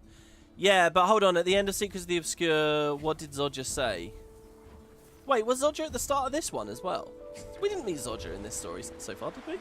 Have I already forgotten that? In episode 1, Zodja was not at the beginning. No, she totally wasn't. She definitely wasn't. She said she was going off to explore. In the mists, I believe, as well. Bangu Cave. There's a giant crystal in here. This looks like some Aurene brand. Ugh, but again, because it's a mastery insight, we don't get lore. We just get, by reaching this point, you have proved your mastery. Are these Gruul? Oh no, they're trolls. They look like Gruul though, and they're small. This isn't what trolls look like, generally. Is it? Hello. I ate from the troll fire. Consume a rock cooked by the troll. Okay, thank you. That looks like a hidden achievement. That didn't give me anything. I was going to say, it's been a while since we've seen Gruul have any involvement in any story. Where are you, Gara? See, that's the thing, though, with the home instance. I could go get Gara now and bring Gara into my home instance, couldn't I? Into my homestead, sorry.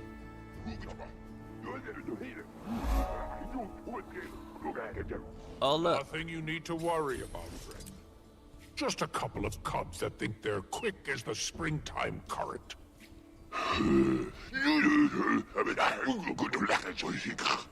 Indeed. He sounds like a zombie from Plants vs. Zombies. Oh, that's good. Do you actually understand him? This is nice. Whoa, what's going on down there? Is that going to be another race? That looks like an assault course to me of some kind. An adventure, maybe? Is there an adventure icon there? No? Holy shit, that place looks cool. It's the Derby grounds. Holy shit, did we actually get in a vehicle? Also, it looks like an event is going toward... No? The event disappeared. The Derby grounds. I think we read that before. I didn't expect it to look like that.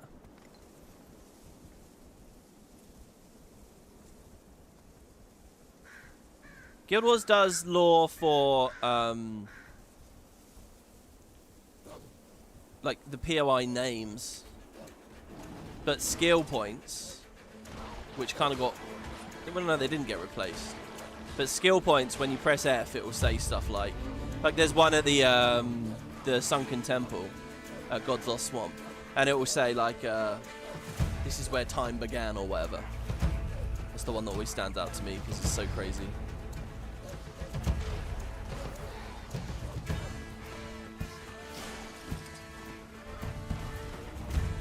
Deal with the wolves. Okay, so this next story step, I'm going to get the Warclaw pet, right? This is what we were told. There's so many waterfalls in this map. Don't know if that even counts, really. And the honey flower went past up this opportunity. So how come they're so cheap? Is there a way people are getting them en masse? It's too cheap to do gathering runs, surely.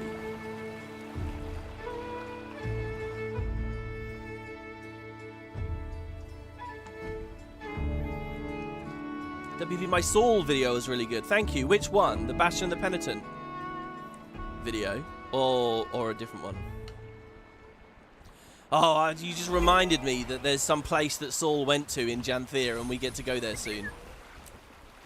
I can't wait to go there. I really hope that the ruins look good. I hope they do good stuff. There's another hunting expedition there and another flower here. Again, I'm kind of beelining a little bit, but I don't know whether that's really fair to say since we're 2 hours in and we've done one story step. We started this on part 4. We're still on part 4. Oh. It's a nice white Warclaw. Oh, this must be it, right? Come on. Keep your eyes open, guys. There's got to be a Warclaw pet. Is it the carb I grab? The Journeykin carb meows happily. Give pets. Oh. Warclaw scat, lovely. Oh, it's a heart as well. This is how heroes get by between grand adventures. Oh, why is it in a bag? Come on, ArenaNet, I want to see the poo. Give me the scat. Okay. Where do we put it? Not in the water, not in their drinking water, surely. How do we dispose of this? Fertilize the plants? Are there plants nearby? Do we give it to the Warclaw and, like, you know, push its nose in it so it learns not to go in the house? We don't put it on the racks of meat. I guess I just carry this now. This is just mine now. Okay, we see how far into the expansion we can take. Many Journeykin love having their heads pet. Just watch the whiskers. They're quite sensitive. Indeed. Oh, that guy's mounted up on one. I'm actually going to skip talking to him as a scout, just because it's a bit difficult to... Oh, weird. It's the wizards... I didn't even think about this, but it's the new style waypoints. And that makes sense, I guess. That it's the wizards' court that have established these around. Our paths cross again, Wayfinder. Wait, was it a regular waypoint? Welcome to our hunting What does that suggest? These guys have never Here had we any contact with the prepare Asura? game to feed our village, as well as foster wildlife. Take only what can be repaid. That is our motto. Yet the tundra is not so benevolent. Nature's temperament is both nurturing and brutal. Generations spent here have taught us kinship is key to survival.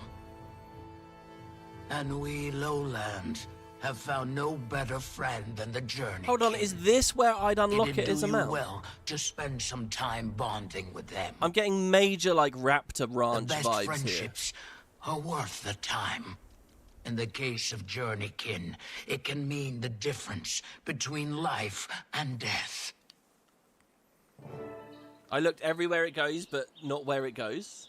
Fuck, I missed the one spot you take it to. Well, it's not in my hands anymore. Yeah, I'm getting with... This feels like this is where you unlock the mount, if you didn't already craft one of your own in World vs. World prior. Maybe I'm wrong about that. Belly rubs are a sure way to make fast friends of the Journeykin. Yep, that's why I did it. Alright, let's pick up some more. Now, where is the compost pile? Your turn for done Oh, there. duty, Wayfinder.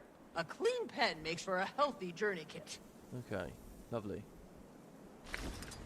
Ew, the slopping noise? What? That's brilliant. That's where they really have their fun. Ready? Listen up. Listen, turn it up, guys. Here we go. Lovely. I kind of want to make that noise with my mouth, but I think I'd dribble all over myself even trying to. That's very wet sounding. Jesus. Behind the house is the pet. Okay. This isn't the most riveting experience, just gathering poo and putting on a pile, so... I guess we feed some. To bribe them. Treat them to some bits of game from your hunts. You'll be friends in no time. That looks very good. Very juicy. Yeah, look. Give foods. Mmm. Yummy, yummy.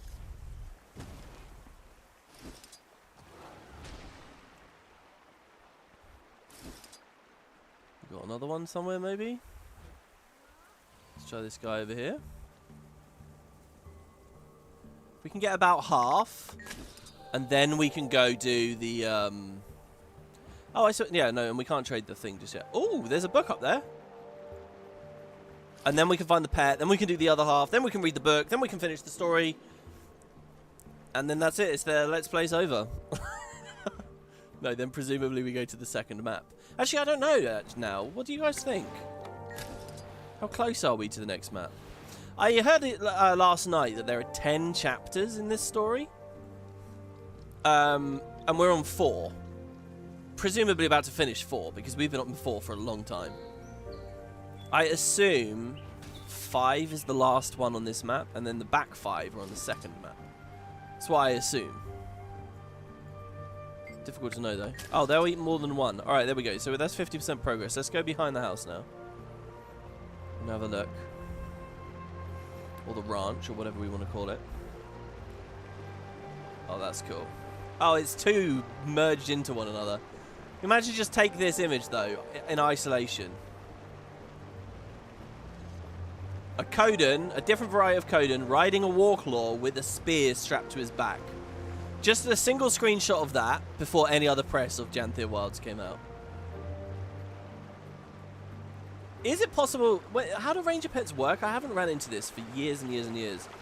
But if it's like a high population area with only a couple of pets, they are phased, right? They are instanced. It is just me, right? It doesn't matter. No one can steal the pet.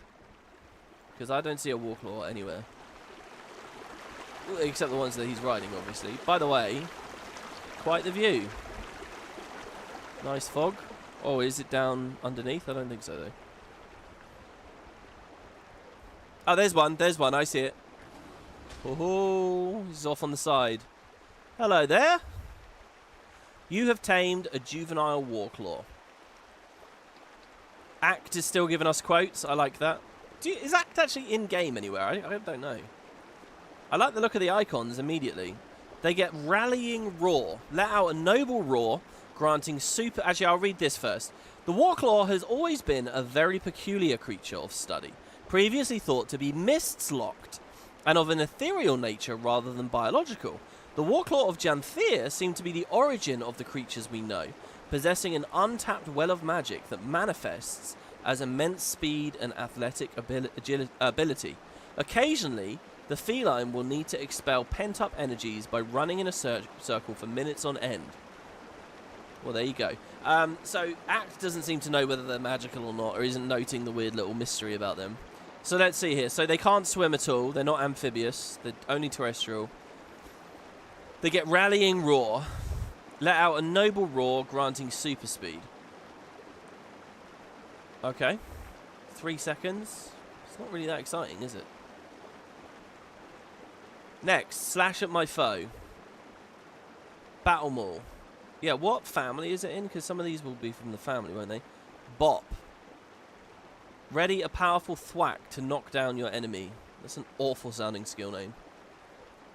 3 seconds with a 2k hit. Alright, let's see. It's new, so I'll put it on. Oh, there's a delay on the super speed as well. Not sure I really like this. An activatable 3-second super speed. Is it 10 targets at least? It's still only 5.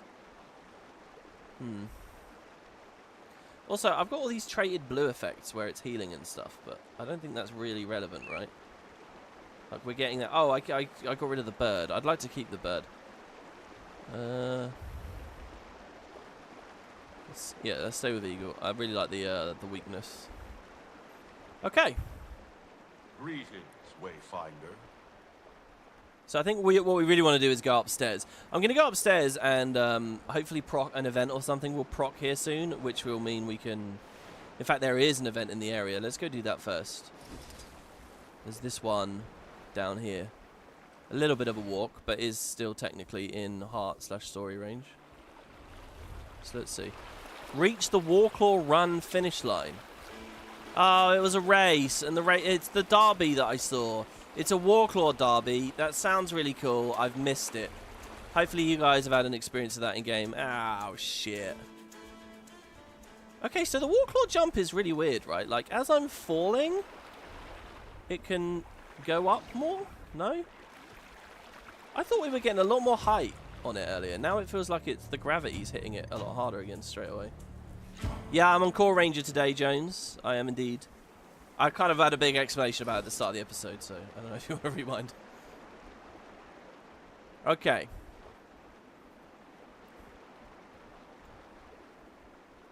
Oh, this guy's just drinking right next to the kegs. I think you have a problem, sir. If you've got to be that close to the supply. He's got that anxiety, you know. Oh, that was cool. I clicked that player thinking it might have been an NPC. Nobody in here wants to speak to us. There's no interactables. I feel a bit weird playing this sometimes because I'm just scanning for things to interact with and I end up being blind to all the other nice little environment details that they put around, you know. Don't take a second to stop and appreciate them. Okay, so graced by fires, wild Journeykin observations. And this guy's in bed next to us. First and foremost, never look a Journeykin directly in the eye. Not until you've bonded. Doing so too early will provoke the creature. Don't they say that about dogs? Until a bond has been established, keep your eyes on the creature's chin while slowly blinking. I like this thing you always read on Reddit, like people like, oh, against a bear you have to like crawl into a ball, or no, you have to make yourself look big, or you need to look it in the eye, you need to never look it in the eye, you need to show your teeth, you need to never show your teeth. It's always like the most convoluted mess of information that like leaves me with no confidence I'd do well around any kind of wild animal. I think the teeth thing is true with gorillas, right? You don't flash your white teeth at a gorilla. I think they hate that, or they take that as a challenge or something. Anyway, Journeykin are not known to attack on sight unless provoked. Patience and exposure is key, as it may take weeks for the Journeykin to acclimate if it hasn't been exposed to the bearkin before. Oh, I see. So they're calling themselves bearkin and they're calling them Journeykin. If the wild Journeykin is protecting kits, move away immediately. New mothers will not take kindly to any intrusion. Inform a Journeykin trainer immediately if wild kits are found. The quickest way to a Journeykin's heart is the stomach. Really? Oh, right, by feeding it, yeah. Bring dried meat for every encounter. Just as... I can't believe I took that so literally straight away. Just as bonded Journeykin do, wild Journeykin respond well to being spoken to. Keep your voice low, soft, and calm during your initial interactions. And lastly, wild Journeykin tend to travel and hunt on their own, but they will linger in areas where they know others are present. If one is in distress, the others may come. Similarly, if a Journeykin has bonded with a bearkin, others familiar with its smell may be easy to bond with. Okay, my theory about the Warclaws is that they are constructs of the Masat that used to live in this area of the world. And while the Masat are gone, the Warclaws are not. That's my honest guess about that. I think they're like a really advanced version of Jade Constructs or something. And the Coden don't know any better. But there's something interesting about like tampering with the ecosystem and or introducing something to an ecosystem that kind of is on theme with some of these other ideas in this story that might be interesting if they play with it later. But that's what I think is the gist of what's going on. Okay, right. Any other events? I missed the Derby. Oh, there is another event. In a different spot now. Maybe some kind of boss spawns after the race is over? Oh my god, it's so hot in here right now. I just got a crazy hot flush. I thought it was an anatomy lesson. But yeah, it might have been. I mean, who knows? Talk about a range of different things. Alright, it's against the Titans. Escort Winding Cant as he looks for his lost spear. Alright. I'm going to start throwing some more spider webs, I think. Look at this. We can throw some spears, throw some sharks, and then a web, and we missed the web completely. Oh, wait. What? Hold on.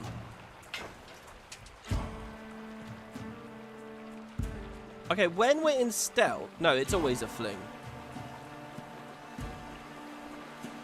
Damage is increased against a mob, disabled, or defiant foes. So basically, opening with a 3 is a good idea. Like, he has a break bar, so therefore I will get the big proc off of that. Put the web down. Yeah, I don't know, guys. The Warclaw pet is just a bit of super speed on demand. Oh my god. We want to put our stab up. There's actually a shit ton of Titans here. Like, wow.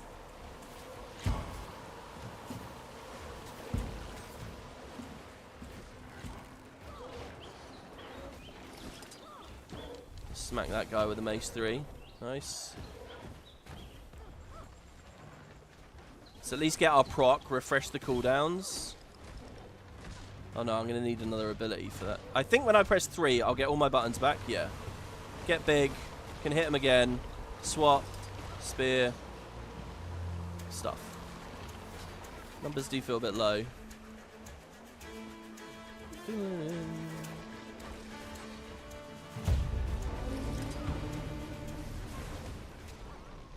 Well, you know what? Quickening's effort might not be excessive because we did lose quickness there for a minute. I kind of want to use the stealth on the 2 and see how that feels. Yeah, let's try it here.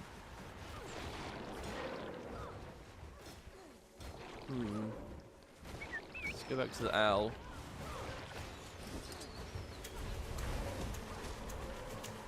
Search time remaining 0 minutes. Can already hear my paw's disappointment. Why can't you be more like Stoic's boy? Grew up together, you did. Same lessons, same teachers. I heard that in voice acting as grew up together, you dick. But no, grew up together, you did.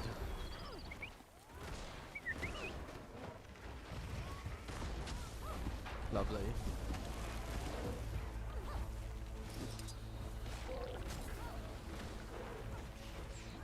Like, I need more fury as well. This is a problem.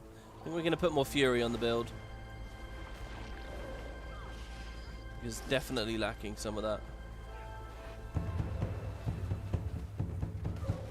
And obviously I'll make tweaks and stuff like that outside of the streams. This is pretty good because everything we kill is progging the heart.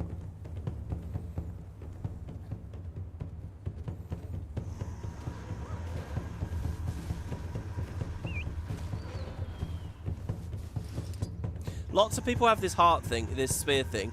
I was told that you get that from the Wizard's Vault. That's that quest on the Wizard's Vault. The Warclaw pet feels good on Soul Beast. Okay, yeah, so you merge with it and you get... What's the button you get from the merge?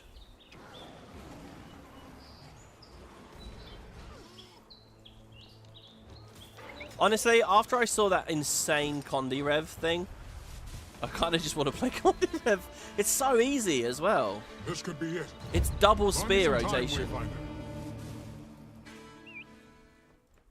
So there's really so few buttons. It's just like 2, 5. Like, you just sandwich it between standard Malix and Glint practices, which if you've played any other Rev build, you'll know straight away. It's way more fluent and easy than like counting auto attacks on Mace and stuff. Which actually I love doing, but you know.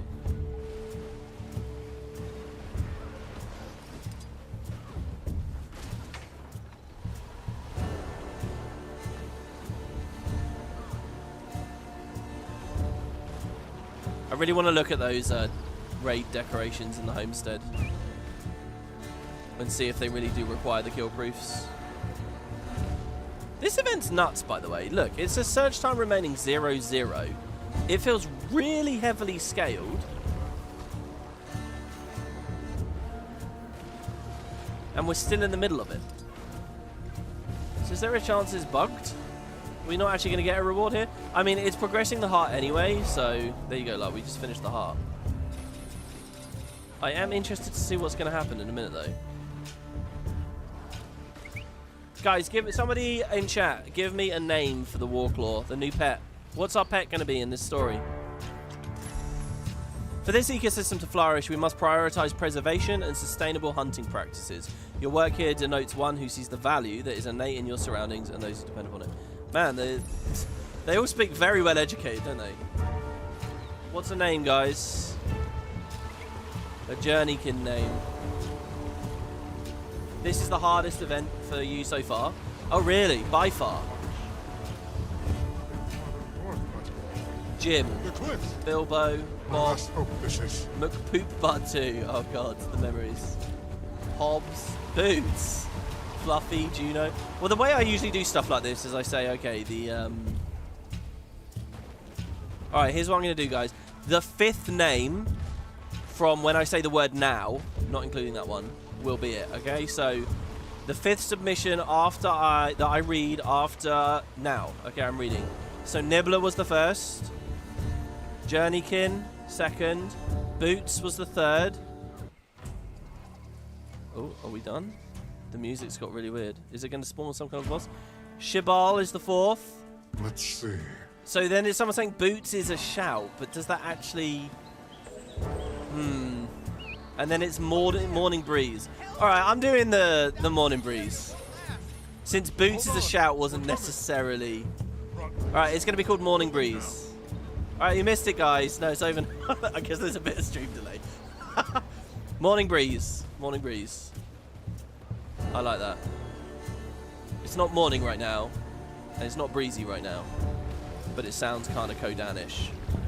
So, I'll roll with it. Our cute pet Morning Breeze. I guess the super speed feels kind of morning breezy. Oh, Jesus, the 22 poison. Want a bit of cleanse, I think, guys, for this one. Holy fuck. I'm actually going to go down. And every attack I do to try to get a bit more life resustain is kind of struggling because of the confusion. I was out of range of that. Oh, the bird died. Don't forget, our F2 is actually healing, so...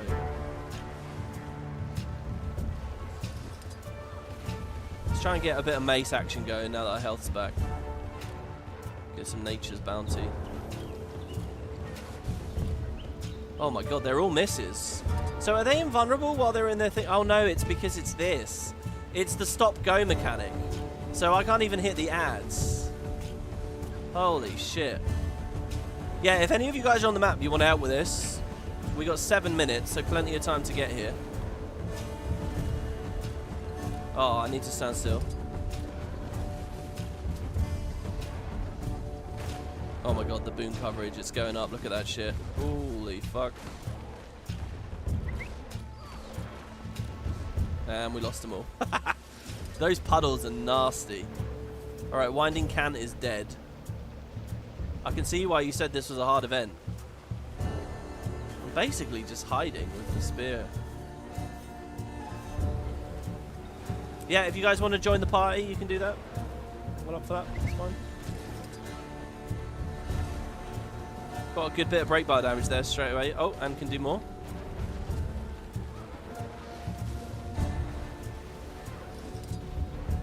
The 4 is big, right? Especially when I'm in stealth. Yeah.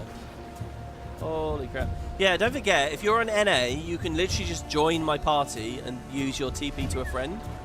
The infinite TP to a friend, and you'll be here in a second. Oh.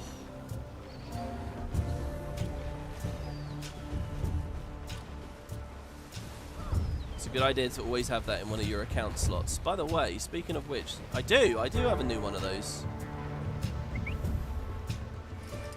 And apparently the build templates have expanded. The max build templates is another one. Because I don't really have any characters that would use that many templates at this point. Maybe my Necro. Necro has a lot of different builds, I think, that are worth having set up. Fuck, I knew I was going a bit deep there. Oh. Oh my lord. Jesus. Is this what we've got in store in the next map? This is how the Titans are. I think the story's been a bit weird right now as well, right? Like, I wouldn't call Titans strangers. Whatever this thing is about the Coden with their strangers, I don't think surely it's not the Titans. Right?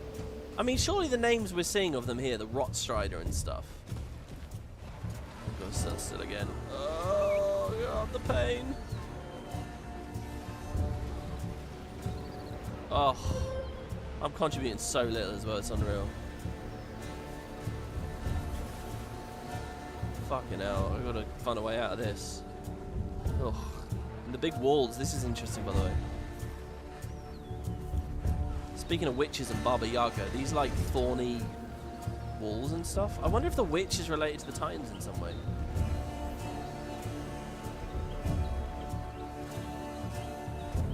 Be interesting if any of this has to do with the like. Remember the Icebreed Saga? You had the 3. Oh, I'm so dead. Jesus, it feels like the more people we've brought, the more this is just scaled and become really nasty. Thankfully, Jade Pot plus a pet. Our downstate is really like. Look at the 30 poison. Holy shit! And I just triple stun broke there. Still using the 2 at range. Oh, the weakness as well, all these glancing blows. I don't want to stand in any of this shit.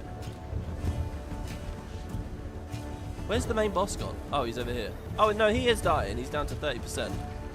2 minutes remaining. Wow. Okay, this is good. We get a good burn here because we have the bar down. Holy fuck.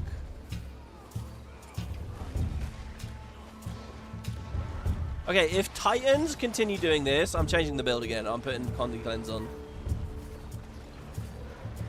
I've learned my lesson. Let's throw a web on him. Hopefully that break bar wasn't up at that point already. Ah, frick. Oh, wow, we hit it hard there. Alright, there we go, he's dying. Wow. Are you hurt, little wizard? Our healer should look at you. I'm not a... never mind. That would be... Ooh, nice. Thank you. I was setting up my instruments to observe the isle when those creatures chased me away. Saw this on the ground when I took cover? My spear! Hug you, I would, little wizard, if it wouldn't crush your bones. Instead, I will send my bearkin to watch over your stuff. Appreciated. I should get this one to safety. Thank you, Wayfinder. Alright. So that's the Astral Ward guy. I don't really know what the start of that event story was. I thought the Ward were trying to not be too openly in contact with these guys. Vast There we go, finish this. Hunting Master. You seek a bond with the Journeykin as us Coden have. Then do as we do. Earn their trust as partner during hunts, while also taking care to bond with them during downtime. Wisdom courses in these creatures' veins. Treat them as such, and that respect will be requited. I'm not able to get any of these honeycombs at any point. There we go, a little bit more Titan plate now. So we can get the greaves from this guy. It'd be quite cool to be wearing Titan plate armor in the next episode. I mean, we got a lot of the pieces now, haven't we? Just need to go over to an armor smith to craft it up. Okay, then we have a recipe book for trees, benches, chairs, and stools, and balloons. They've added if you guys remember, that's kind of cool that balloons are here at the start. I don't know if you guys remember, but when Heart of Thorns came out, one of the first things, because everything was so expensive, one of the first things people could really do en masse that felt sort of fun was balloons. Balloons was like the thing. And, you know, the crafting of balloons, I always loved the way they had that set up with scribing. You know, like, you could dye them the different colours, and then you could bundle them into threes, and then you could bundle bundles of threes into the giant bundle. Anyway, like, doing jumping puzzles of just hopping along balloons and stuff, that was, like, big for at least half a year as Heart of Thorns came out. And that's, like, a core memory I'll have of this game, balloons and jumping puzzles. And it's kind of cool that straight away here. I mean, maybe I'll fill my homestead with balloons for the next episode, if they're cheap, just as they were for the guild halls. Okay. So, we've helped these guys. The Journeykin have Is this the end of step 4? you. Not surprising. Now, Wayfinder, it is I who seek your aid in taming beasts of this land. Concurrent with your arrival, our council received reports of unidentified creatures roaming the wilds. Strangers among lands, or so we've deemed them. What do you know about these creatures? Little more than that they're unknown monsters, never before seen in the area. After some debate, a scouting party was assembled to study their behavior, but as of late, we've lost contact.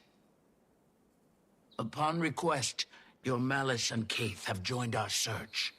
So too, I ask your help on behalf of Claw and Council. I'll convene with Malice and Keith. Between the three of us, we can cover more ground. Your alliance is versed in threats of the unknown. Our efforts combined improve chances of shepherding our scouts home. Take heed. A thick fog now rolls across the great tundra. Trust your Journeykin to guide you. This whole thing of like, oh, we're getting an ally to help in the fight to come, just feels so played out to me, you know. All I'm constantly thinking about is the end of the Kralkatorrik arc. Remember where you're walking? Someone in chat just mentioned Monster Hunter. The Titan plate armor looks like Monster Hunter gear, which is cool. But I remember that the first time I saw this game feeling a lot like Monster Hunter is right at the end of that Kralkatorrik arc. You're at Thunderhead, walking through that tunnel, and there's that bit where you can get the food and the drink or whatever. And it felt like a Monster Hunter kind of bit. Anyway, that narrative beat, it's funny I'm talking about that because that same narrative beat has a billion, like, of all the characters that we've met, like, throughout the entire goddamn franchise up to that point. Like, there are Elonians there, and there are allied Palawan, Awakened there, and there's, you know, that's where we saw that Awakened Sylvari as well. There's Crystal Bloom there, there's Zephyrites there, there's fucking everyone's there. Everyone's there. And it's like, that was amazing, you know. I'm not that titillated by the idea of, oh, let's do it again, but this time we get the bearkin, you know. But anyway, yeah, okay, somebody also said, WP, I had a thought about a giant Guild Wars event like the attack on LA. Do you think they'll do that again, or should do that again? I don't agree they should just straight up attack LA again. The attack on LA was a really good moment, and kind of a big Tyrion moment, I guess, because the game had set everyone up to be there, so it was the central hub. So then when this gets blown up, it's really bad. But you know, it happened a lot of times before and stuff. So, but the idea of a giant Guild Wars event, is a complicated question, because in the context of Living World Season 1, yeah, that kind of felt like a big shake-up, because what they were actually doing was taking an entire map and replacing it. Way bigger events have happened. Like the death of every Elder Dragon and just the crazy shit that's gone on, especially towards the end, at the end of their Dragon Saga. They were way bigger Tyrion events. But the way that they are handled in the MMO, very isolated, siloed off into a specific story beat, hidden away off in a later expansion. It doesn't feel like what you're describing with the Lion's Arch thing. So just in principle, yeah, I think that would be cool. It depends what ArenaNet's ambitions are for this game. If their ambitions are 20 more years of Guild Wars 2, this is the game, the be-all and end-all. We love this game. We're going to support it fully. Then yeah, it's a great idea because you want to keep doing captivating and big, exciting stuff like that and keep shaking it up. I don't know whether that is necessarily the case. Also, you know, the game's a lot more mature now. They might look back on the Lion's Arch destruction as a waste of time. It's difficult. But yeah, I was saying at the start of part 1 of this Let's Play that I think it's really important to have a lot of domestic stories. I think it's not a good idea to have all the story in new areas all the time. Give me a lot around here. As much as you can. So from that perspective, yeah, I think that's a good idea. I also think just juggling multiple stories at once is a good idea, you know? Like something big could happen. Like, the Ghosts of Ascalon are a very, very good example of a story that I think should go somewhere and can progress. But in order to progress the Ghosts of Ascalon story, i.e. get rid of the ghosts or make them a lot worse or something, it kind of means getting into the core map and ripping out a ton of events and hearts and interactions and stuff because there's ghosts everywhere. And we're talking about that's a huge piece of work to replace all that, a bit like the Lion's Arch thing. So that would be like a big event, if you will. But again, I don't really know what stuff's in scope or whether a lot of that's really worth the payoff.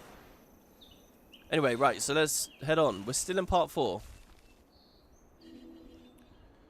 Head to the area where the missing Coden scouting pie was last seen. This is a hell of a drop. Wow.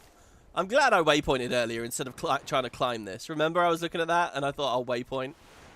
Because, Jesus. I mean, maybe there was an updraft or a mushroom or something. There might even be cave at the base of it. That would be quite exciting. I see something small over there. Oh, look, the Warclaw runs back up. God damn, that was quick.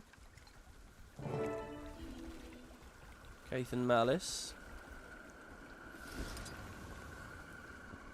Hold on, let's get this flower. I'm thinking we're going to meet the witch here, surely. Fog, bugs, swamps, creepy music, a story about people being missing in action. This must be the thing with the stranger. Over here, Commander. Hello. Hi. Any sign of the party? Nothing yet. With any luck, the scouts got turned around in this fog and simply wandered off course. The more boots we have on the ground searching, the more likely we are to run into them. Barbed Veil insists the area is free of natural predators. Regardless, let's stay alert. Yeah, this is the first story instance, yeah, that we've done. Well, no, Homestead kind of had some.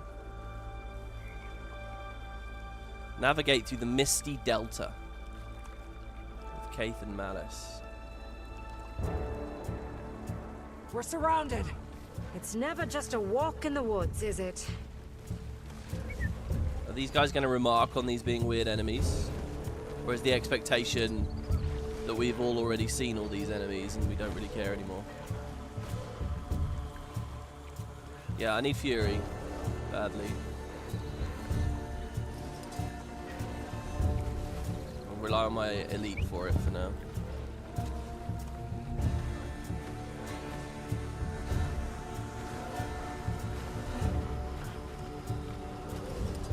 Looks like we've hit a junction. I'm having trouble getting a consistent read on our location. Out here, we'll have to rely on your Warclaw for navigation. See if it can point us in the right direction. We're going to be sniffing, are we? Yeah, use your Warclaw to sniff for clues. Okay. A pungent smell seeps from the rot pile. Given the nearby tracks, it seems to have come from the east of here. So is the idea my pet is a baby Warclaw? I mean, it's obviously not full-sized. Oh, there were multiple things I could have sniffed there. Did I just get lucky and sniff the right thing first? Look out! Our friends are back! Had more than enough of you. I feel bad hitting just the Drake. It was just chilling. It's not a part of this story. Oh my god, why can I not get it into my head that the fucking 2 is Malay?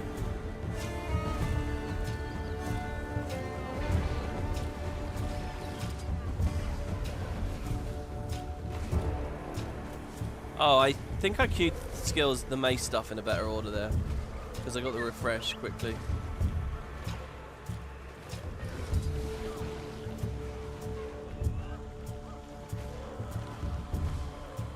Which way, Commander? Let's do QZ here. I don't know, just let me out of combat. Okay, thank you. Up this way. That's where I was instinctively going. Pile of bones. You smell that? Awful. Let's try heading up the hill.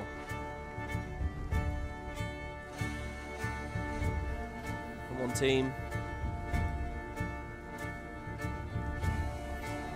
Well, that's back down the hill. Are they waiting for me, even though I'm already up the fucking thing? Yeah, come on.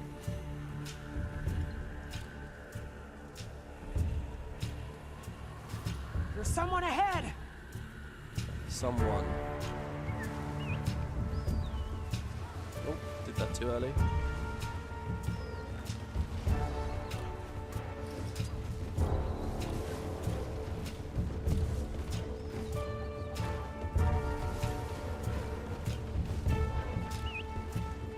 It's weird, I'm having more fun with the maces than the spear at the moment.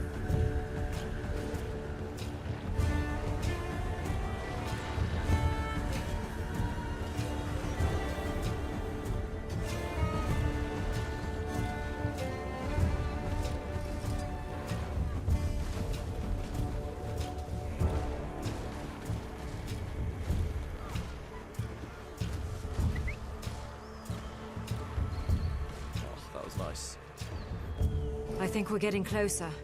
But whatever we're getting closer to, I don't like it in the slightest. Purple goop, death. Feels like, I guess we're moving out of the happy vacation vibe right now. Over here! A survivor. Hello. Council member, Warclaw Master, graced by fire. Ooh, it's a cutscene.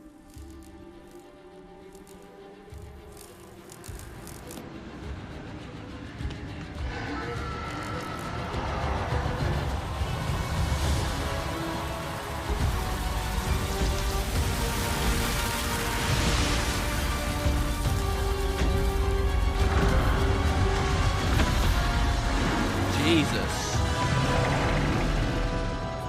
Wow, he's cool.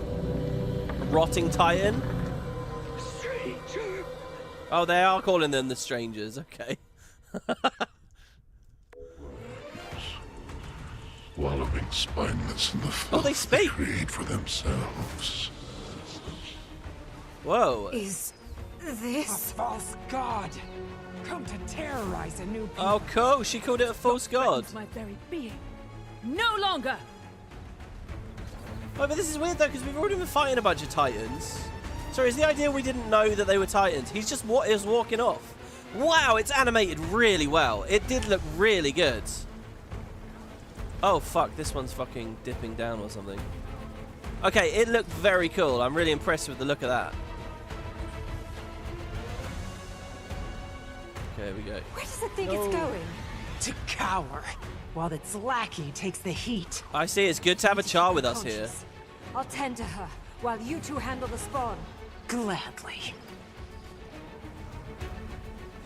Just to be clear, one thing I never really mentioned in my Titan... I better be wrong. This better not be what I think it is. In my Titan explanation before, was that the Flame Legion were worshipping them as gods in the first game. At the start, it was through the Titans they had got the Cauldron of Cataclysm, which is how they did the searing and broke through the wall and beat Ascalon. So this thing of like the Char have no gods kind of started with the Titans, because it turned out that they weren't gods. You know, the player character from Guild Wars 1 helped deal with the Titan threat. They were just mindless demons, and the Char felt tricked by that. Then a few years later, the same thing happened again, but with the Destroyers. The exact same thing happened. And the Destroyers were kind of a very similar vibe to the Titans. So after those 2 events, like back to back almost, the Char were like, fuck this, there are no gods. That is, except the Flame Legion. So that's kind of where that comes from. So to hear an Ash Legion, to have an Ash Legion Char with us, seeing a Titan is very cool. As long as she knows her history, that is. Which it seems she does. We're taking our sweet time with this, aren't we, eh? How's the scout? Holding on, but just barely. She needs medical attention. This won't take much longer. No. I'm gonna dodge something. He's dipping down again. How am I supposed to avoid that? He like pulls me in. I don't know, I just lose all my boons fighting these guys. And then get him back and then watch him blow up. Well, he died, so we put 2 keeps on there. Okay. Where are you going? Malice! Job's not done yet. We'll have plenty of time for that. But for her, it's running out. She needs a healer. Malice doesn't give a fuck. I wonder if Malice is a gonorrhea. It looks so good. I'm really... Alright. Kaith's right. We go for help first. Come on, We'll listen talk to to the the council. Sylvari girl Fine. squad. But this goes beyond just the council. We need to notify the Alliance. Need to notify Ephraim. And have the bodies identified. Let's get Ephraim in on this. Unless you want one more to identify, let's move. Let's have Ephraim riding Once on she's it. safe, I'll contact Krisha. Have her call for an emergency meeting. Yeah, it's weird though because it's like... Yeah... The introduction of the Titans, the order of all of it seemed a bit weird here. Like it was very like hand wavy. Oh, they're just around. This wasn't the moment that I wish it was. What I wish had happened is I'd never seen any UI about Titans. I'd never seen any events. I'd never seen any enemies. Nothing. And then this, like, if this instance happened quite a bit earlier, before I'd done any real exploration of the open world, I think it would have been really, wow, what a moment. But instead I kind of had 1 foot in the door already. She says, and we say, everyone I've okay? got my hands full with an injured Coden and a riled Char, but I'm fine. I imagine the Alliance is going to act fast. You should prepare your account of what happened here. Oh my god, yeah, this is the screenshot. This is, remember everyone thought it was pre-searing Ascalon? This is it. And of course the answer was it had nothing to do with that. I mean, it does look a bit like pre, and it's kind of amazing that we see a Titan right there, given their connection to the destruction of pre. But, yeah, it's obviously got nothing to do with that. That's hilarious, you know. I can imagine being ArenaNet at that time and scratching their heads like, what the fuck? This is just like a tundra that we built. Obviously, that was a huge reach. And a complete coincidence. Are you okay? Is that what I think it was? What's my Sylvari I'm gonna okay, know about I'm this? fine. We don't know for sure. It could have been... maybe. Well, it was still in the middle of this I need to awkward call moment. Krisha. Oh, she's gonna call Krisha. This is awkward though. It feels like almost I had player dialogue cut out there. What ArenaNet needs to do, really, is sit down and just explain what these things are, because I know as a Guild Wars 1 player, but I feel like Guild Wars 2 exclusive players are probably... like they're not going to give a fuck right now.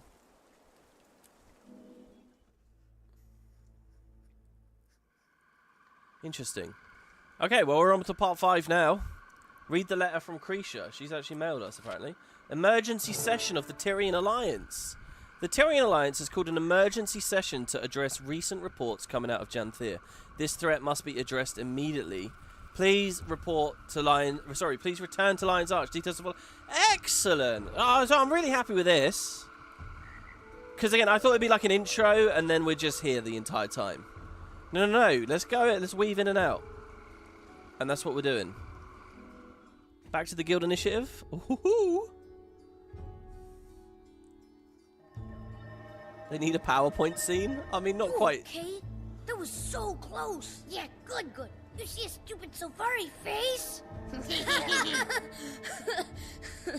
Let's go see if the new nanny has any food.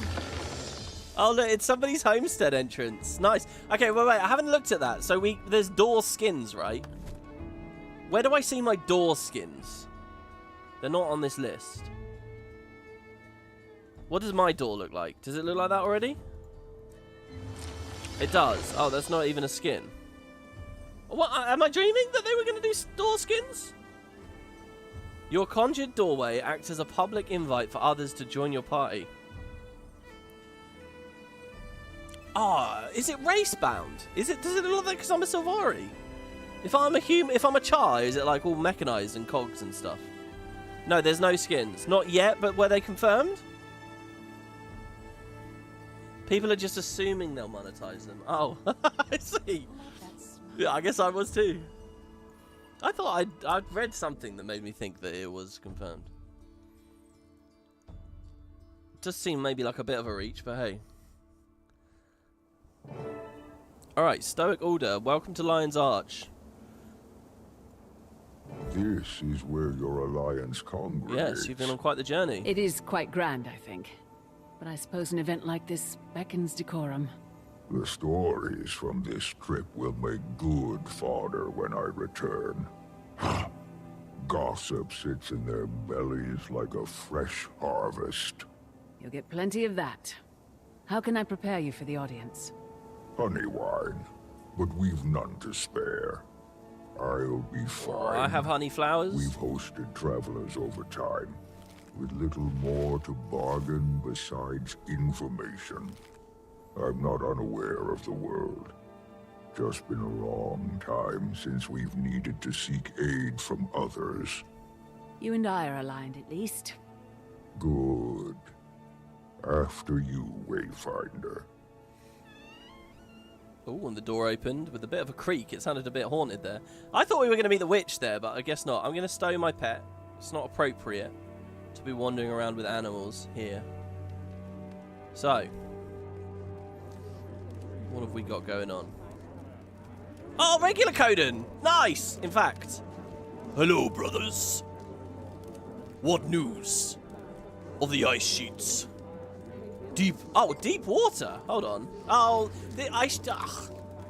Playing on a character that hasn't had map comp has punished me several times already in this LP. Because I don't remember the names of all the sanctuaries right now. Who's your guest commander? He does have dialogue, by the way, and there was no indication he did. Who's your guest commander? Stoic Alder, you mean? He's the claw of the Lowland Coden. Stoic Alder, it is not often that the Lowlanders leave the forest. So you know each other? No, they've always kept their distance from the Shiver Peaks, and we avoid their bay. Why is that? This is exactly what I wanted. I wanted to hear about the two of them. Disagreements far older than me or you. A lot of that strife sank with ore, though. I'm curious to see them join the rest of the world. Eh? Wow, isn't that titillating? Hold on, what? Right, so as far as I know, there's before this expansion, there was absolutely no lore to do with the Coden in ore. There was nothing to do. Let me give you a nice map here. Ready, guys?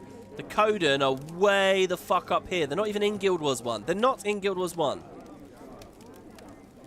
Ore is all the way down here, with humans living there, and gods for a while. Then the gods leave. The humans keep tending to it. There are the guild wars. Blah, blah, blah, blah, blah, blah. Mistrust, mistrust. Uh-oh, it's the Char. The Char invade. The Vizier sinks the place. That's it. At no point... Okay, and then it's Guild Wars 1. Then into the 250 years, Zaitan raises it again. Okay? So that's the story. At no point has the Coden got anything to do with that. So you've got the 250 years gap. It's underwater still. And in that gap, Zaitan rises ore, but also in that gap, Jormag forces the Coden down. They sail down here, they land here, they land here. I guess we now learned. That's everything. There's no Coden connection. Yes, the Coden arrived around fleeing Jormag around the time that Zaitan lifted it back up. But there's nothing before this expansion. Now, in this expansion, we heard in, what, part 2 of this LP, the guys living here, possibly founded by Waiting Sorrow, some of them left to go to Ore at some point. And we never got an explicit timeline on that. So I was assuming, okay, that they fled Jormag, so we're in the gap of Guild Wars 1 and 2. Then some of them left after it was re-raised, and they were going to, like, destroy Dor. That's what I was assuming, because in my mind, there's never been any Coden here during Guild Wars 1's time. However, in Guild Wars 1, we didn't get to explore this area anyway. So it's possible, actually, that years and years and years and years and years ago, Coden were around here, even while... So most of them are in the Arctic. Jormag hasn't pushed them out yet, but some are here. And then that information from Part 2 happened, where they came south. So it's possible that while gods were living here, Coden came here. So it was humans and Coden were here. And this pissed off the Arctic ones. Maybe because there is no balance to the human gods. The human gods are these ultimate outsiders that fucked with the entire world in major ways. And the Forgotten helped them out and stuff. But maybe all the Arctic Coden were like, that's outrageous. We want nothing to do with that. There's no balance. This is against Coda. Meanwhile, the Lowland ones were like, yeah, cool, we'll hang out with you. But then they all got nuked in ore. So the Arctic ones were like, all right, let's bury that beef. And thus, this guy says, disagreements. A lot of that strife sank with ore. That's my guess about this now. So that's the whole story as far as I understand it. My guess is that back when the gods were living in Ra, and the humans were there as well, some Coden had gone there too. And it pissed these ones off because they didn't believe that was in keeping with Coda. These Coden probably hate the human gods. They are the worst thing in the world for balance. They are completely on opposite ends of the spectrum. So they would hate any bearkin that go to live there. So they probably really didn't like them. And then ultimately, those bearkin died in the explosion, in the sinking. So these guys sort of, they've said, all right, well, water under the bridge then. Since you're all dead now, or have gone through this great suffering. That's my guess. I could be completely off with all of that. And then the question is, by the way, if all that's fine, that's all fine and good. If it is all that, why are ArenaNet talking to me about that now? Just a bit of world building, or does this plug into something later? Does this have something to do with waiting sorrows, visions, and fear and sadness? Amazing. I'm loving this. What the fuck? I want more of these guys in the expansion too. And I wish I knew if Cresting Wave and Deep Water were from known sanctuaries, but I don't have it on the world map.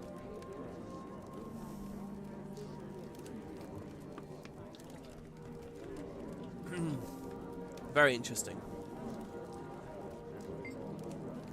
Oh, and he's not... He wouldn't actually say anything to them. Obviously, I'm going to look for Dougal. Yes, obviously. Alright, what's this? Tyrion Alliance report. Questions about the Astral Ward. Questions continue to flood in on an almost hourly basis. Who or what is the Astral Ward? Reports and rumours are growing by the day. The return of the Massar and Seers. People questioning if their neighbours have been secretly spying on them. Sightings of a so-called flying city over homes and villages. Well, hold on. I mean, Garenhot, that's not too novel. I mean, a tower versus a city. Alright, fair enough. Apparent abductions of livestock and demands for recompense. Not all of these reports are valid, mind you. How much information has gotten out is hard to judge, and we're all still investigating possible sources for the leaks. While most questions are harmless, there is an undercurrent of wondering what exactly the Astral Ward has been doing for the last few years, while Tyria was left to suffer. Should we continue to let things simmer? The char is out of the bag, as they say. There are cats on Tyria. Maybe they have the same saying. Okay, this is really cool as well, because, look, my interpretation of Isgaran keeping it a secret and all that shit, that was just to explain why he wasn't written into the lore yet. And it was something that, as far as I read the room, ArenaNet probably just wanted to quickly push past. But no, here they are, a whole expansion later. They could drop it now. If you're ArenaNet, you don't have to write any of this in. You could just drop it and say, well, it is what it is. He was hiding, nobody gives a fuck. But no, instead, they've gone with a very authentic thing here, which is that people would be pissed off, and they would be interested, and they wouldn't be settled by Isgaran's decision to throw us to the Elder Dragons and not even help. So I love that they're tugging at this thread. I love that they're not letting it drop. They could have let it drop, they didn't, and it's better that they didn't. Cool, let's see people pissed off about it. Let's see this continue to have an impact next X-Pack. How much... Okay, we read that. While many of our Alliance leaders have begun addressing such concerns within their individual communities, a larger announcement is in the works. This announcement will be used to formally introduce the Astral Ward to the rest of the world, as well as their cooperation with the Tyrian Alliance. What? How much have they really cooperated with yet? Sorry, don't be too naive. Our hope is that people will see the organisation such as the Ward will not go completely unsupervised. Ah. Alright, let's go upstairs. Look how big my spear became now that I'm a Coden. Oh, there he is. He was looking at me read. Hello, sir. You've moved. He's just shrugging. Hanging in there, champ. I like this. It's like, what do I actually have to say to this man? Nothing, really. Bored senseless. Can't get anything done with these surprise meetings. Say, do you need a partner? Want me to take you out on one of your little adventures? I'd leave retirement. Oh my god. Slow down. I'm nearly there. That's insane. Next time I have a meeting to go. Hell yeah, next time. That's so good. You can come live in my homestead if you like. They should have written that in. We have the homestead now. I can invite people, right? Relentlessly. Don't miss the other book near Dougal. There's a book near him? Oh, you're fucking right. Wow. Nice. Another report. Impact on underwater societies. Oh, this is good. Janet is reminding me of all the shit that's interior. It's good, isn't it? While envoys have reached various groups of Quaggan and Lagos, it's hard to determine the impact that the death of the water dragon has had on their cultures or the sea as a whole. The Lagos have always been difficult to reach out to, and, for now, at least, the Alliance has been informed that the Tethjos houses are not open to cooperation. Well, this is great! They're talking about the Lagos city and stuff. The Ward has at least one Lagos within its ranks, is it Sire? Who has expressed an eagerness to support this cause. It may be worth considering sending one of their own out to see if she can make a better headway. They must be talking about Sire there, and it's so good that they didn't actually give her a name, but they gave the gender. By the way, if you think about this expansion in terms of just a very basic principle, let's go recruit the Coden! Then it's very easy to say next year will be, let's go recruit the Lagos! You know, just as an opening gambit. We'd hoped to have better luck with the Deep Sea Quaggan, but our envoys were rebuffed once again. So what are these Deep Sea Quaggan? There's like Arctic Whale Quaggan, like Orca Quaggan, that we met in Bitterfrost Frontier. A crack in the ice. Truthfully, this is unexpected for that species. They are usually quite eager to volunteer themselves to larger causes. Whatever is going on down there must be quite serious and should not be ignored. This really is. They are basically just opening doors. They're saying, okay, look, there could be something going on here. There could be something going on here. There could be something going on here. Oh, it's really nice. This is the complete inverse of Season 3, where it was just like closing doors, closing doors. No, not just Season 3. Season 3, POF, Season 4. All three of those had a very kind of, fuck, we're trying to get out of Guild Wars 2 sort of thing. We got a mobile game, guys. And Zavira's going to be in it, or whatever the fuck, you know. Don't worry about the Massar. Come play the mobile game. This feels much better. Truthfully, this is unexpected, blah, blah, blah. Some Asura from the colleges, ward members, and engineers from Junlai Jade have proposed, look at these different distinct societies all being mentioned together, have proposed an initiative to outfit the Pact submarines with better tech and magic. But they seem to be busier arguing with each other than making legitimate progress on that front. Elias intervention is recommended. Okay.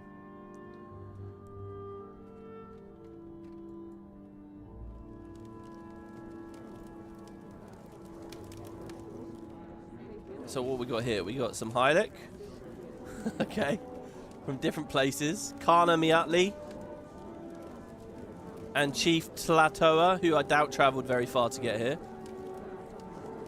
Is Miatli from Jaka Itzel in HOT? Skrit King, oh god, here we go.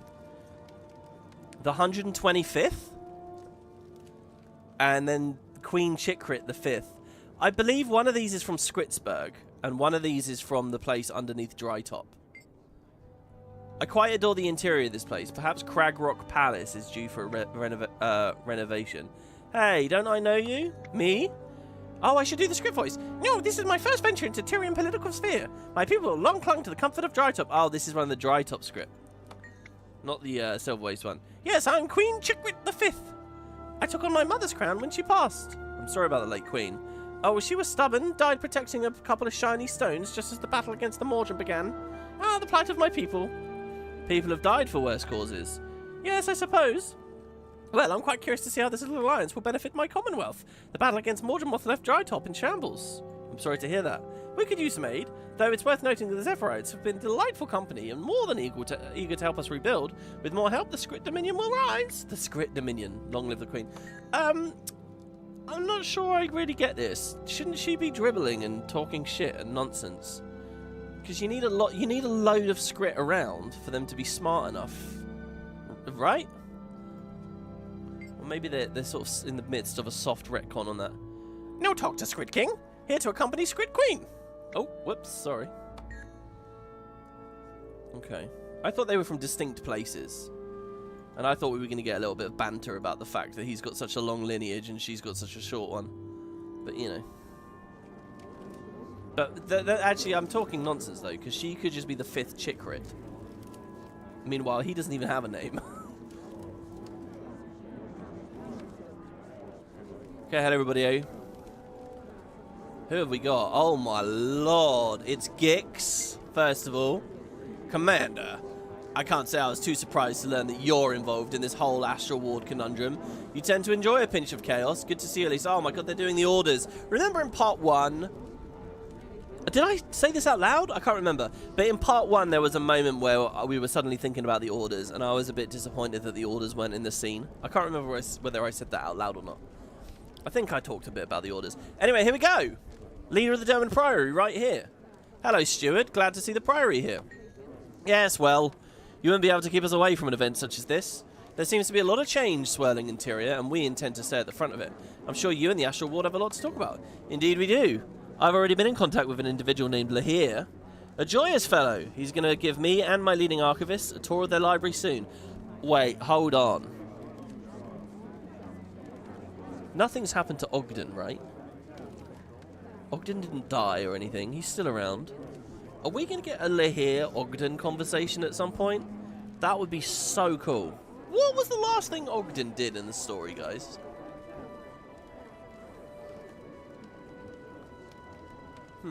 You'll have a field day. It's a research opportunity I wouldn't miss. Now, on to more pressing matters. I'm curious about this emergency meeting.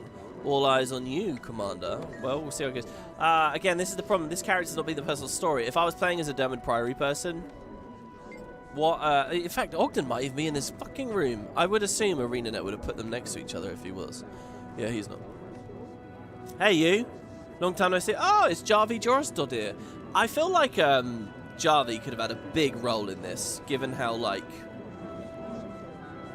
Norny it almost feels. Icebrood Saga-ish it feels. It's weird having the pre-music here. Jarvi, it's good to see you. And you. Heard that you've been pretty busy, too. You could say that. How's the Vigil? Feel like you've learned the ropes? I can't remember here. She's not the leader of the Vigil now, is she? Surely that's Laranthir. Yeah, largely. Largely in part to Laranthir's guidance. I feel like a proper general. Well, I am the general. Oh, she is the leader. Okay. Good for you. Well deserved, Jarvi. Jarvi's awesome, by the way, because she's been standing way before the Icebrood Saga, always in the Vigil Keep. Like, she was just like, it was an NPC with the name Jorah's daughter, so you sort of knew, oh my god, this is the descendant of Jorah. But they didn't do much with until the Icebrood Saga, and that was, again, another really cool thing about it. And it's nice to see her back here. Thank you. Would have been an honor to have the Pact Commander at the ceremony, but I now see the spoils of your productivity. You've been busy, haven't you? Indeed, buckle up. We've got a lot to cover today. Oh, speak of the man himself. Laranth is here. Old friend. We should meet for a meal sometime, rather than being reunited under dire circumstances. Forcibly reminded of that date scene at the end of Dragons. Laranthir, what a surprise. Ha, that's what the tacticians say when they don't want me eavesdropping on their training. But it's good to see you too. Are you here for the Pact, or... I'm acting at... Wait, we say Pact? not Vigil. I'm acting as... Wait, so does he lead the... Oh, I don't remember. I'm acting as Jarvi's advisor with the Vigil. Doesn't care much for these events. She, Gix, and Rio are representing the Pact in Logan's stead. I see. So what's Logan doing? Oh, and we can ask. How's Logan, by the way? As far as I know, just fine. Taking a long-deserved sabbatical. Probably hunkered down in some shack in South Sun Cove. He needed a break. Though, it's been a while since I've heard word back, ... Alright. Uninteresting answer, but it's nice to have the reference in there. At least he's getting some time to himself. And how's the Pact? Might want to take me for that meal before dropping the hard questions. A response like that makes me think the worst. Well, it's a little better than that. The Pact's fine. We've just found ourselves at one of life's many crossroads. After Sue won, we failed to find purpose. That's when Logan decided to take a pause too. The Orders went off and did their own work for a while. The Cryptists, as we know them now, drew us back together. Leave it to a couple of demons to bring back unity. Yeah, well, we're also eager to get involved with the Alliance, and not just to cozy up with this mysterious astral ward. I want to keep a close eye on that lot. This is excellent. It's really good hearing all the different societies and they're doing things and everything's been considered. But what I am now thinking is, okay, where are we going with this? Like, I want to see some friction, you know? I want to see the Alliance not quite get on with the Pact. Or I want to see when the Orders... When the Pact dissolved because the Elder Dragons are dead. Like, I don't think I like that story at all, by the way. I think once the last dragon was dead, there needed to be a massive celebration of the Pact, and then they willingly dissolve. I think that makes sense. Like, that is the end of their story. These people in the Pact have lives, you know, have places of origin. I would have loved to have seen a return to the Orders, and then they sort of end up secreting away, and the bonds of friendship become a little looser, and so on, and we see what comes from that. Anyway. I want to see what they do with this. He's going to keep a close eye on them. Good, there's been a couple of references already of people not quite swallowing Isgaren's story straight away. So speaking of which, here's the Order of Whispers, here's Real. Okay, is Dern Velezquez going to get mentioned? I guess I'll do a little thing again. I don't know, because I think there's a chance he might. There's also a very good chance he won't. I don't know. So, in the Order of Whispers, there's a character there that is like...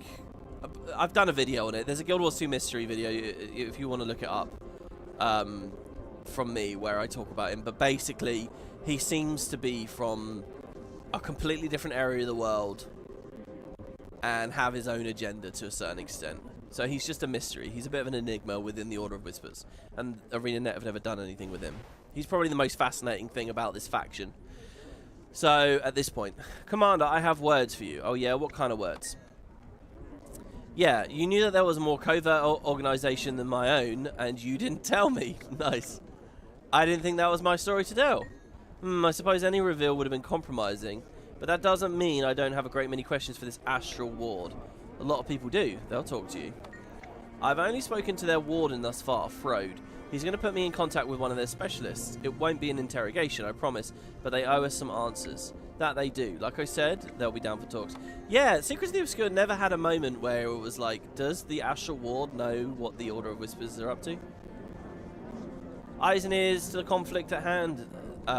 Then, I hear you have something to do with it?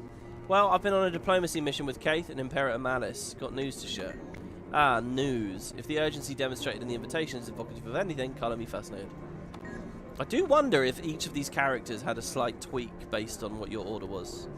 That would be amazing kind of detail and attention to put into the game, especially considering a lot of players aren't even going to press F on this shit. They're just going to run over there. Alright, anyway. Kaith says nothing. Dagonet says nothing. I don't want to accidentally proc anything. It looks like going to my podium is my main thing. Frode says nothing. Isgaren says nothing. Caldris. Why is Caldris here? Really? I mean, it's kind of cool because it makes the Dominion of Wind seem like a superpower in this area of the world, you know. But are they? I mean, it's probably better if we think of them as that. But Caldris is just like some kid. Alright. Kreisha and Malice. Anise and Jenna. Inanayumi, Ludo, Skadi and Bram, Zaim, Iman, and Sienna. This is quite... Oh, wow. Sienna has dialogue, even though nobody else did. Always a pleasure to run into you, Commander. It's cool to have an Awakened here. This is an interesting venue and situation. And to you, good to see you added to these ranks. I appreciate Iman's invitation. It feels like a genuine gesture of trust. Ilona has come a long way. Yes, I think we've rebuilt, and the Free Awakened feel more welcome among the citizenry by the day. Amnoon has become a sanctuary for us all. That's wonderful. I know it's been a long process. It has, but mind you, there is still sour days. Even after all this time, I still catch the odd, distrustful gaze. But I welcome progress. The entire event today is a demonstration of that progress. Alright, I mean... fine, I guess. Once again, it's... sort of their happy ending, which they've only really just had, so... Bram really doesn't say anything. Nope. Okay. All members are present. Ah, welcome leadership from the Pact. Finally. The room is getting fuller by the day. We can begin. We thank the Council for their discretion and speed. Your summons said as much, but recent developments are troublesome. Are the cryptids back? Are they not so contained? A different threat. Warden Frode, your report? A Titan has been sighted in Janthir. A few of my Astral Ward in the area got a good look after it fled into the bay. A Titan? I've certainly read of them. The burning of Ascalon. The door of Komali. Stories filled with deception. Are you sure? Yes. Multiple first-hand accounts of a giant insectile beast. The Ward is gathering all the readings we can. Our records are likely dated, mind you. And this one may be more evolved than the hive we've encountered before. The hive? Luckily, the commander was in the right place at the right time. Witnessed the attack alongside Kaith and Imperator Malice. Well, we don't really know what we saw. Well, that's convenient. Counselor. It's all true. While working with the Astral Ward in Janthir, we encountered the Coden of Harvest Den. We sought to establish diplomatic bonds with them on behalf of Queen Jenna when the Titan attacked. Its spawn kept us busy while it fled into the bay. Smart enough to avoid a fight. Also, I have a house now. But my experience is limited. Today, I've brought Stoic Alder, the claw of the Lowland Coden, to share his. Now I need to vacate the podium while Stoic Alder addresses the assembly. Okay, real quick, I have just seen in chat that apparently there's even more books above Dougal. Really? So I will look for that now if I can. But I assume I'm not going to get kicked out of this instance wholesale, so I can probably go back and explore at the end. So don't you guys worry. I'm going to take a tentative step. No, he's going for it. We noticed a change 3 seasons ago. The wildlife reacted first. They fled south. Bearkin went missing. We kept our suspicions level. It could have been any great creature. Janthir is fierce. But then, the land started to sour. I assumed it was your cryptis. But those ones attacked our mines, not the grasslands. This is a very different beast. My bearkin have lived in Janthir longer than your cities have stood tall. We know danger well. We respect its boundaries. But this being mats my fur. Whatever a Titan is, whatever this creature seeks, we should be cautious. The fact that he's taken refuge near the ruins of Bavanisos paints an uncertainty that we shouldn't allow to brew. Okay, it's back to the podium. Right, yeah, apparently the audio is being weird. I don't know how to fix that, because I don't know why it's being weird. Apparently, like at one point in one of the earlier episodes, it was doing the same. And again, when, I think the same guy, when Stoic Alder was speaking. I mean, I got no idea. I've muted the audio now.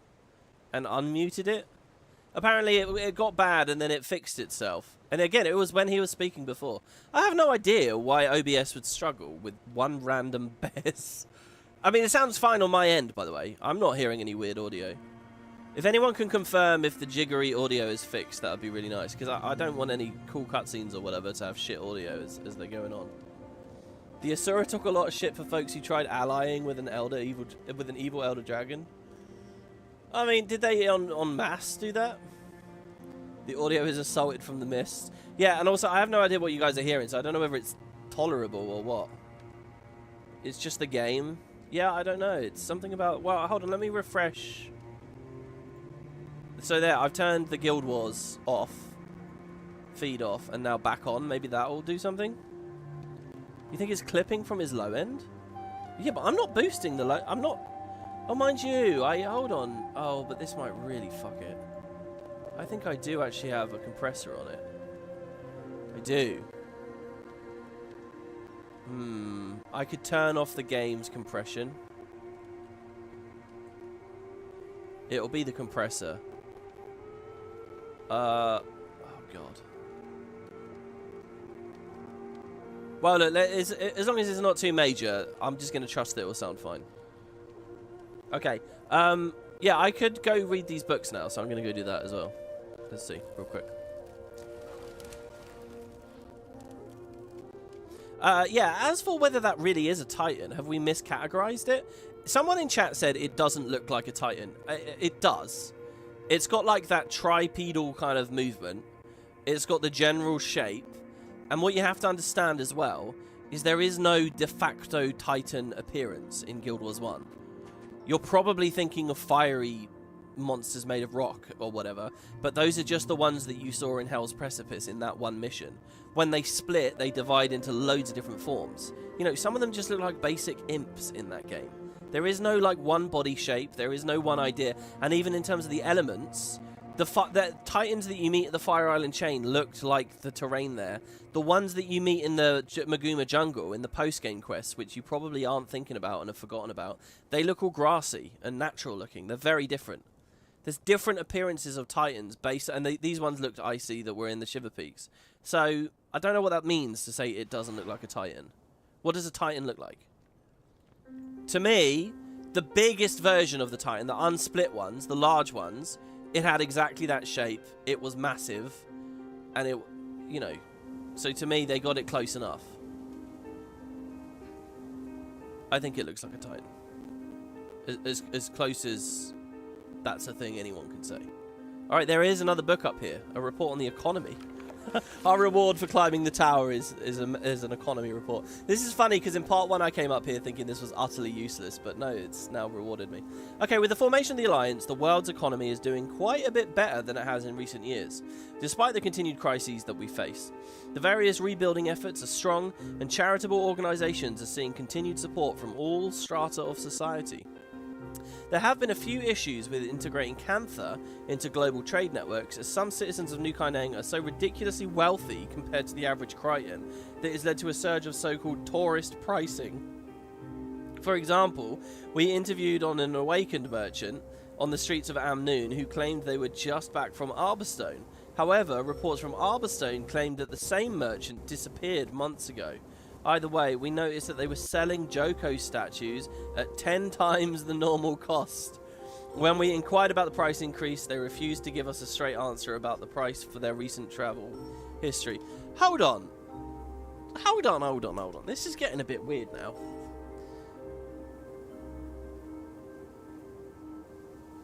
So, the Tyrian Alliance is a world super government, moderating and policing trade among various nation states. Look, I guess the Tyrian Alliance is the UN, I guess, the Tyrian UN. This feels too, I don't know, big for what they... Surely this is a Canthan issue, right? Or surely these are things that people in Amnoon will deal with, and people, you know, their specific relations. I'm just the thing is, I'm scared of this super government idea because I think it will make the world feel a bit shallow. It's kind of the same thing as having Malice wandering around on little adventures with us instead of, you know, running a nation or a branch of a nation, as it were. But okay, so hold on, is that the only one? What could I just press F with there? Oh, there's a report on the commander here. Wait, what? Where am I reading this from? I don't know, but let's see. The former pack commander, or wayfinder, or whatever they call themselves these days, has been seen entering the current headquarters of the Tyrian Alliance. While this individual's contributions to the world are relatively well known, and appreciated by many, some concerns have been shared about how much power an individual should be able to wield. Additional concerns have been expressed about how much influence they should have on our world leaders. Should a non-state actor be able to wine and dine with the power players? Such sequestered decisions can affect the lives of millions. It's simply not for us to say. Well, it happens in the real world. Of even greater concern than the naysayers, a fan organisation has been built up around the commander's celebrity status. Some have even described... Oh my god, is Herotron in this? Some have described it as a cult engaging in a form of hero worship. While we want to reiterate the genuine appreciation for the commander's actions, it could be dangerous to allow this practice to continue. Some are even saying the commander has died and come back to life, which, of course, is nonsense. I'm sure the commander would agree with the statement. I mean, who wrote this? This isn't Earth, this is Tyria. They believe in afterlives. They're surrounded by magic. I'm not sure that skepticism is warranted. Who wrote that? Oh, there's one here, look. Tyrian report on ore. What the Okay, we found the last one. Oh my lord. Wow. Ore resettlement. A topic has been broached from the upper crust of Divinity's Reach and other notables. Now that the threat of the dragons is gone for good, assuming Aurene stays friendly and remains uncorrupted, what should be done with the peninsula of Ore? Thanks to the Pack's efforts, steered by the Priory, mind you. So here, maybe we get is that a tip of the hand as to who wrote this? With help from the Sylvari and benevolent spirits that dwell within the ruins. Nice touch there, because obviously that was a thing in Science Landing. Life is slowly returning to the shores. Perhaps with the ward's help, it would cross the line into becoming a viable home. The problem now is who has claim to the land. As usual, humans argue that it is a strictly human territory, and always has been, while the Pact claims ownership as they were the ones who spilled blood to reclaim it. Quite a few believe that it could be considered an extension of Lion's Arch itself, a multiracial kingdom, the likes of which we have never seen before. Still, the spirits residing there claim ownership regardless of who or what shows up to help. I recommend the Alliance sort out the mess before the cooperative spirit breaks down. It's a real shame they don't mention the Char there.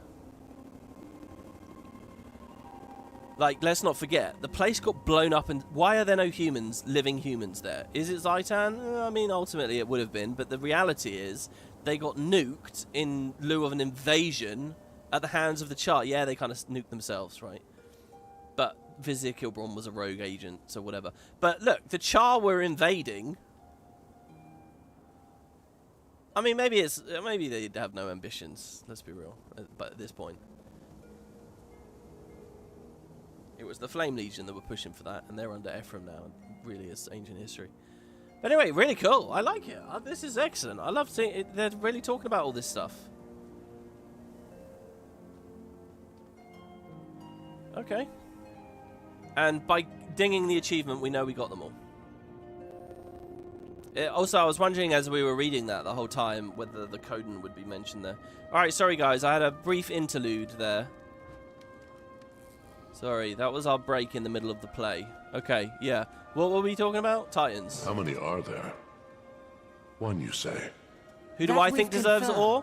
He fled to the north while his spawn kept us distracted. Whoever has the power to hold it. The little one was nasty. Titans are not solitary. We'd know if there were 20. But I'd expect at least 2, maybe 6.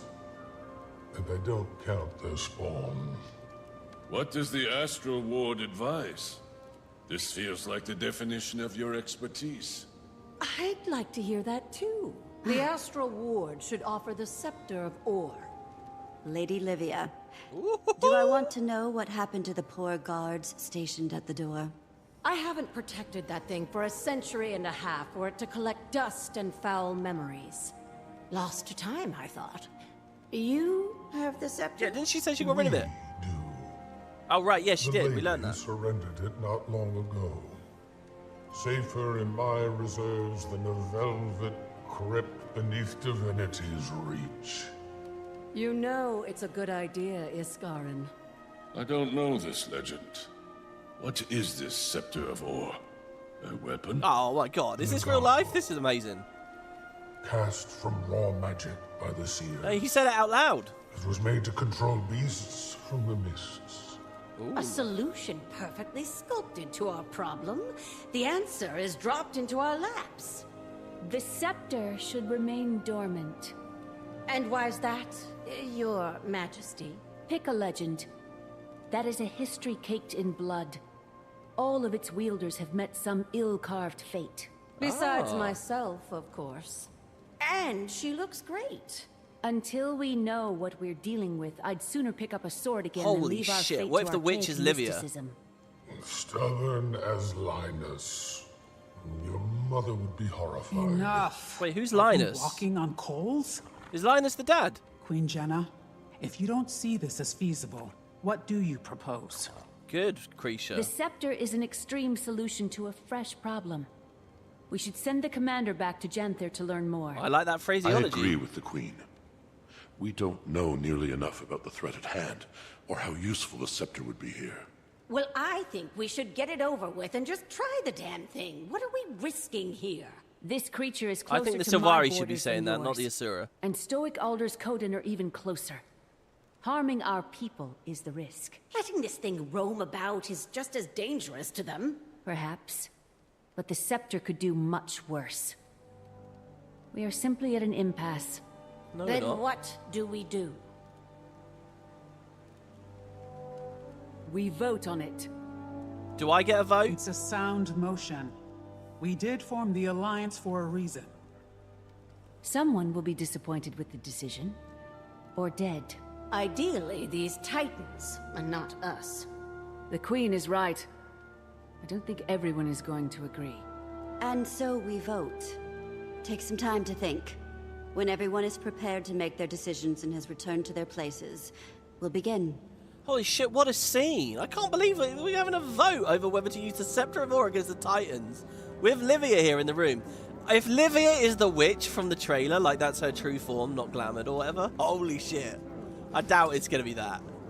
Also, this idea that everyone who ever used it met a grisly fate, that's a great thought. I mean, because there's that question to answer, why have they not used the scepter? Why has she been hiding it away? And they never really explained that. But that's a good enough explanation for me. It's a fun idea. And it hints at a lot of history with the scepter that that just makes the history feel rich, right? Also, by the way, for everyone watching, there is another, it's a twinned weapon. There's another one called the Staff of the Mists, but the Guild Wars 1 hero destroys that in a side quest. So, I don't know whether that's going to be relevant here. Okay, also, I was really struck for a moment there, as good as that thing was about, oh, everybody met bloody ends, I seriously thought that what they were going to say is no, you can't do this. Whoever has it will have too much power. As in, the guy that whoever holds the scepter, Legavo, let's just say Legavo, right? If you have Legavo and you use it to pacify the Titans, you haven't just pacified the Titans, you've gained an army. You can do whatever. If there's multiple, we've only got one Titan, right? But if there's you can pull a Vizier Kilbron. You can conquer the world. Like, it's a huge amount to give to one person, and therefore whatever faction that person is affiliated with, right? See, again, this is where, if all these major states and nations and organizations, if there was just that little touch of friction between them, that little distrustfulness, it's kind of really interesting, you know? Where would things go? As it stands, you know, everybody's lovely and nice to each other, and I don't really think that's not where the dialogue went either. Also, I love as soon as that's over, I break into a bunch of conversation, and also in game, there's like the murmuring sound of everybody chit-chatting. Stoic, what do you think, dude? Oh, you're not saying anything. You're new to all this. Look, he's just like a stranger. Like, oh, I can't even. Oh no, there we go. I can. He's so much bigger than me. Wow. By the way, where did the other Coden go? Can I discuss with them over here? Oh, I love this. We get a bard to discuss. This is like the start of Caudicus's manor. Also, did Livia just break in by knocking out the guards? Okay, I think I saw for one frame that drunk's effect. You know, like the little purple bubbles that are popping. I think he's been drugged, or he's or he's like dazed. Ready? Oh, it wasn't. Well, yeah, it is that. It is the dazed thing, but oh no, yeah, there are purple elements to it. It's hard to. Yeah, look, there's some. Anyway, that's cool. Oh, I was hoping when I clicked him, he'd have like some kind of an effect on him. What about you guys? What do you think? Coda's blessings upon you.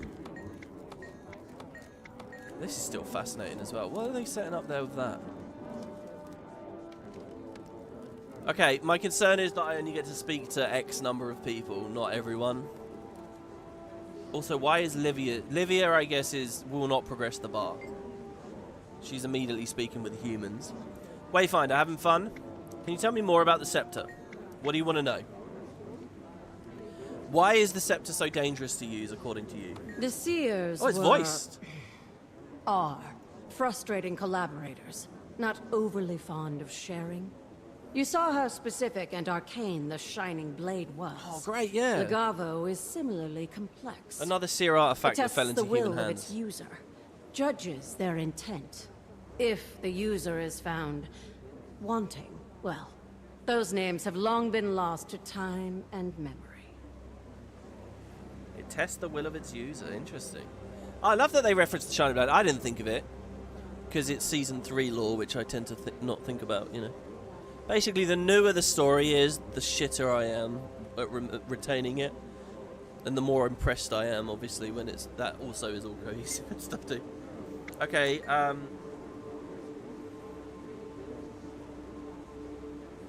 interesting. If the user is found wanting, those names have been found lost to time and memory. So what did it consider Kilbron?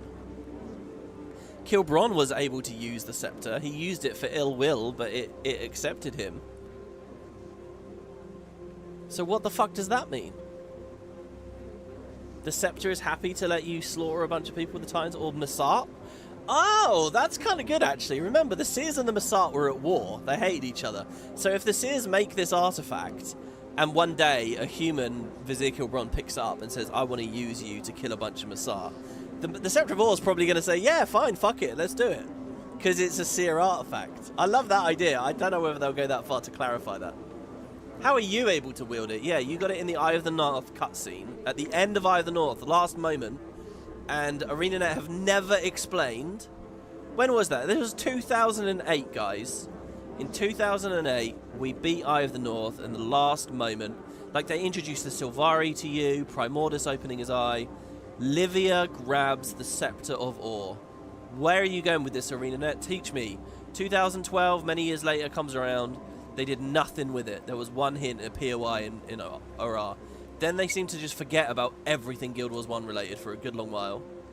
Then they started returning to things, but then it felt like they were kind of just trying to get out of the game.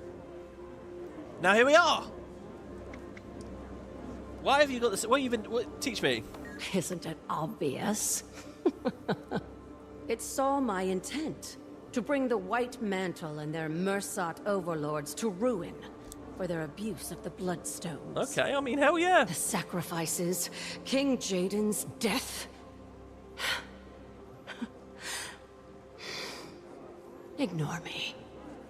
Musings from long ago. It offered me vengeance. I sent many enemies of Kryta to their oblivion. Probably liked the blood. It was fortunate that Isgarin and I crossed paths when we did, though. Even I have limits. As for you, well, you don't lack for will. Even death couldn't stop you. I wouldn't bet against you. Holy fuck. That line about King Jaden may be one of my favorite things that they've done. Okay, so in the original game, right, when the White Mantle cult is in charge, Saul's been kidnapped. Guild Wars 1, right, when you're Ascalon, fleeing Ascalonians, you flee Ascalon because it's in ruin. You get here, Saul's already been captured and taken away. The White Mantle are in charge because the Messiah helped them kill the Char. The White Mantle don't really know what the fuck's going on. They're just being manipulated. But basically, the White Mantle are in charge in Crater because the royal family... I think they said they fled, actually. The royal family's gone. The actual Crichton royal family are out of the picture. It's just the White Mantle in charge. And at first you think they're good guys, but then you realise that the sacrifices are happening, and the whole thing becomes about killing them. The whole story basically is about dealing with the Messiah and the White Mantle. That's the original game. Once you've beaten all that, and in a side quest here at Fisherman's Haven, there's a little storyline where you learn about the royal family, and you reinstate the actual rule line with Queen Salma. And then 250 years go on and on. Finally, we get to Jenna. But anyway, this king that was deposed, the king that was gone to allow the White Mantle in, that's King Jadon. He never actually appears in the story. I don't even think he's named in the story. I think you hear the word King Jadon, like in Guild Wars 2 maybe. I can't actually remember if or when his name is ever... Like, basically, in the first game, this is very arcane lore, really. It's like, you would know it if you just, like, read it on Wiki and just looked things up factually. But to actually have played through this stuff and gone through it, knowing about King Jaden and that, it's kind of like, we're talking about a side quest in Prophecies, really. And it's not that obvious. And it was years and years and years and years and years ago. Then eventually in Eye of the North you meet Livia and stuff, and there's no moment in Guild Wars 1 where you have a big conversation with her about King Jadon. Like, there is stuff in Eye of the North that she hates the White Mantle, and she wants vengeance for what happened in Crater. She is annoyed about the Massart situation and the White Mantle when you meet her in Eye of the North. That is obviously a big thing. And her story in Eye of the North is related to the Bloodstone. But there's no thing that really talks about her and Jadon. So here, now, so long later, to talk to her, and you hear her actually say, she says the sacrifices. She's talking about the Guild Wars 1 story where they're being sacrificed in the Maguma Jungle. And she literally says out loud, Jadon's death. Like, that had really affected her. As far as I remember, there is no point ever in this franchise where she's talked about that. But she does that, and it makes perfect sense. So it really makes perfect... It's very cool that they have thought about, like, what would have motivated her and upset her. I really love that line. That is such an acute thing to talk about. She says musings from long ago, back when she was alive again, GW1, Eye of the North, the original game. Okay, and yeah, so it's the same thing. What I just speculated that the staff offered Vizier Kilbron... What?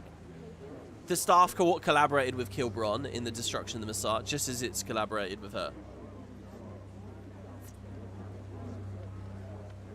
Okay. So hold on, she doesn't have the staff now. Was it the staff that was giving her eternal life? Because that seems odd. Can you tell me anything else about the scepter? Why do you think the scepter would be helpful here? Before those unfortunate bandits, and then myself, its prior wielder was, let's just say, a little problematic. Vizier Kilbron. He was responsible for sinking ore. I'm sure you've heard that particular story many times. While the scepter wasn't responsible for the cataclysm, it was a very dense situation. Whenever a god is involved, and especially a fiendish one at that, certain cultural anxieties come to light. I don't suggest it lightly, but it was cast to control creatures from the mists. Kilbron used it to control the Titans. There is risk, certainly. We don't know how well it works, or if it does anymore. But we should try. Brilliant. I don't really have anything to add to that. That's a nice quick crash course. I like how they say it's a dense situation, because, yeah, you got so much shit to explain. Oh, yeah, Abaddon was manipulating him, and it was the Lost Scrolls he read, not actually the Scepter, and it's because of the Char, and look, it was just a dense situation. That's a good, quick way of getting through it. Okay, Jenna. I guess we're starting with the humans. Commander, you have seen the consequence of rash actions. Using the scepter is a mistake. Anything the White Mantle has touched should never be trusted.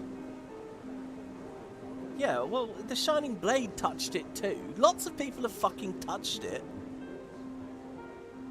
Oh, look, we can get in her face about it. Even the charming response is like what you did when the Branded were at the gates of Ebonhawk. Fuck me, now they're talking about Edge of Destiny, the novel. She basically conjures a giant this only happens in the book, but she conjures a giant phantasm of Kralkatorrik there. To get Logan to leave, right? I think that's what we're talking about. And she gets Snaff killed. You're right, caution is going to be critical moving forwards. There will be blood with or without the Scepter of Your Majesty. No, we got to do the book reference. We've got to do the book reference. She doesn't even acknowledge my point. She just completely deflects and says, the Titans have not yet pushed out onto the mainland. We have time. I wish they could understand that what seems like an easy solution is often muddied with complication. But the final call is not mine. It can't be if we seek genuine unity. But whatever is chosen, we will live with it.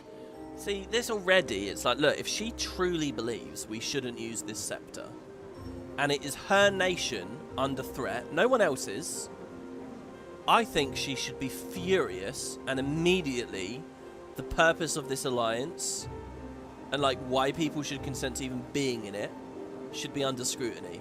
Because she would be well within her rights. It's her people. Well, I guess Isgarin has it. It's kind of really annoying for her, to be honest. If Livia still had it, she could just like take her people and go home. It's our territory under threat. We're the ones with the scepter. Fuck all of you. You don't have a say in this. There's no vote. There's Crichton's for Kryta. And I could totally understand her doing that, especially since this is such a green organization. However, I guess she doesn't have that bargaining chip because ultimately Isgarin has the power here. Isgarin's the one that possesses the scepter. It's his call at the end of the day. And I kind of like it when Isgarin just puts his foot down and tells people to shut up and grow up. Scarty. Ludo may be a blowhard, but that doesn't mean she's wrong. Oh, yeah. I want to say again, by the way, it should be the Sylvari, naive as ever, saying, oh, yeah, let's use it. Woohoo! And the Asura saying, maybe that's not smart. Come on. The Asura scrutinize, and they consider. They're not just dicks, you know? Anyway. I can see both. The Titans must be put down, whatever the risk. Another day, another crisis. Let's hope caution does not prevent the proper response. I hear everyone's concerns, but between us, I don't know. We've endured so much pain already. Can you blame anyone for wanting to end things quickly? Kinda speaking from experience here, but leaning on ancient magic isn't worth the cost. Oh, see, that one just made me feel bad, though. That one just reminded me of stuff of the dark days. Yeah, you're happy. It's good that you're alive, Bram. I'll just say that. It's good to have you here, Bram. Okay, in chat, Zero Maniac said the alliance was Jenna's idea, so she can't shit on it in her first meeting. Good point. Shut me up. Good point. She can't do that. You're right. This was her idea. So she's going to show them that she plays ball even when it's a great risk to the humans. 10 out of 10. I think you're right. It'd be great if that was all in game, but I'm not going to lament it too much because, I mean, I'm spoiled enough for dialogue, so... Keel, what did you speak to Isgarin yet? What the fuck? We had that hint earlier. She's like, oh, I have to speak to Isgarin. And then nothing. Alright. We already read that. Lawson, what do you think? I mean, the people at Lion's Arch are pretty close to all this. Dagonet. What must I know? Oh, by the way, yeah, who should be in control of Ore at this point? Like I said, I think whoever has the power to take it and keep it for themselves. I mean, at the end of the day, it's that. I like the idea of it as a big multiracial utopia. Like a mega Lion's Arch, I suppose. But I think what's more interesting is that we're kind of asking that question while also establishing Coden were there. What are we doing? Are we saying that they want to go live there or something? I don't know. This is very weird. What must our new Coden ally think of us, watching us bicker like saplings? They're an old race, deriving wisdom from thousands of years of history. We should stand together, not brawl. How is this a brawl? It's a debate, which has to happen before votes. It's not a brawl. Is that leftover dialogues from some other edition of this, where they start throwing eggs at each other?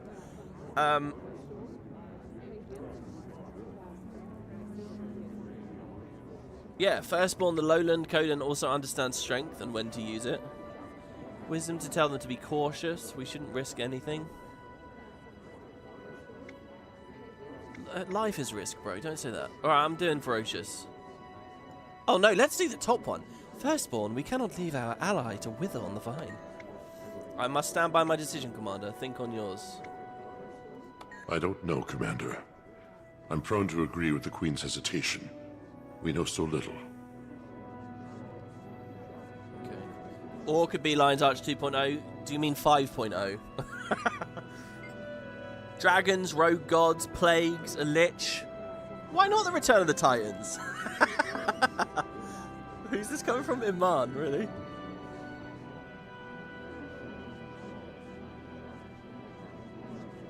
We must purge the Titans before they also turn into a disaster. I don't know. I don't really have any stake in this conversation here. Perhaps, but none of those problems had easy solutions either. Oh, hold on. We didn't really say that Legovo was an easy solution. We just said it was a solution. Sorry, I don't like this pissy stuff. This like wanky idea of poo-pooing an idea when you've got nothing to replace it with, alright? Look, and I admit to being guilty to that sometimes, but at the end of the day, if you have an issue, bring a solution. We need the scepter. Alright, what do we do? Just let it burn the countryside? Just go throw a bunch of people to meaninglessly die into it? When Queen Jenna invited me to the Alliance, I Let's didn't talk think practical things would spice up contingencies. That's what I want to talk. Ilona has a long history with events such as this. I know my response. Think on yours. This is nonsense. We haven't even discussed the logistics of using the scepter, you know? Let's just accept that we could use the scepter. There's risks. Now, what other plans can we have to mitigate those risks? Give me 4 or 5 of those plans, and now we can have the vote. Anyway. Okay, Creature. If Ritlock was here, he wouldn't hesitate. Look, we have a Logan chat and a Ritlock mention here. He wouldn't hesitate to use the scepter. He'd dive in without a thought, just as he dove into the mists, and suffer the consequences after.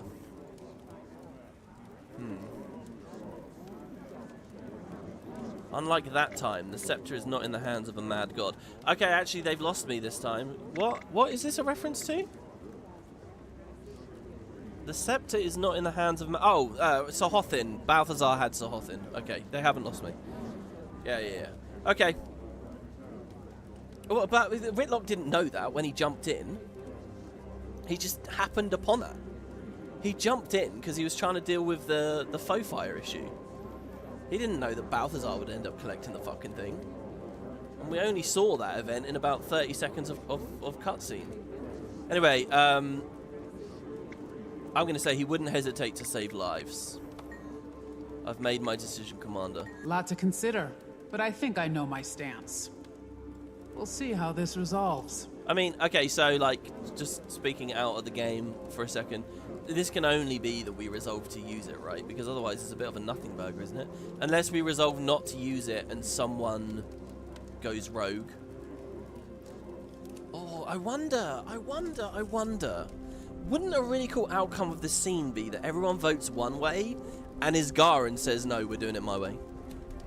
Because there's like this sort of simmering distrust.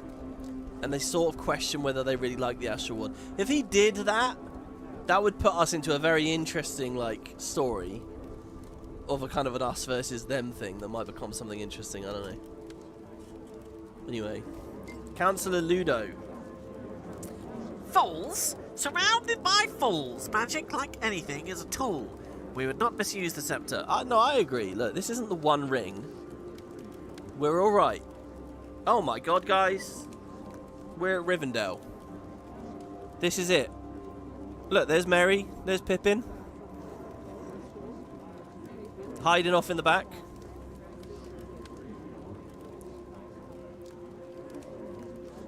Yeah, you're right. The risks are high, but letting the Titans run amok is worse.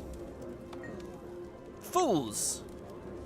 I'll give you some time. This must have been really hard to write, because they don't know what the If we have a player's view solution, is. we should use it. If the Astral Ward is so powerful, they owe us a demonstration. Yeah. What does In think? I mean, frankly, In, you are not needed for this, alright? But, look, I get it. It's the UN. Everyone has a say. What do you think? I never thought I'd say it, but dealing with June is easier than dealing with this. Canthans are not afraid of taking risk, but Jenna is right. Risk without thought leads to tragedy. What, you thinking about the reactor?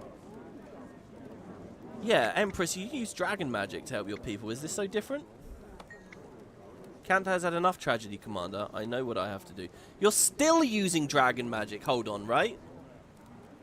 What happened at the end of Gyala? We didn't solve anything, did we? Don't they still use Jade Tech? Thankfully, Cantha had not yet closed its borders before the events Dagonet described. I've read of the Titans, and I've read of all that connected them. Abaddon, Shiro. It feels too complicated to make a sudden choice. I'd advise caution, but I see it in your eyes already. This is interesting. It's like, I've just realised, ArenaNet haven't sat down in any of these scenes and just explained to the player that a Titan is just like a tortured spirit from the mists, like a demon.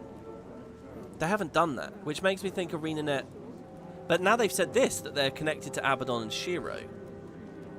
Does that mean that this Abaddon connection is tighter than it would first appear? That Titans can only be related to that? Oh, surely not. We must get explanations about this when we get to Janthir later. Right, there you go. That's everybody. So is Garen. Let's see what you think. I'm starting to regret my decision to open up the ward to the world. Our hands are tied, and half of these delegates are voting on things they know nothing about. I mean, I agree.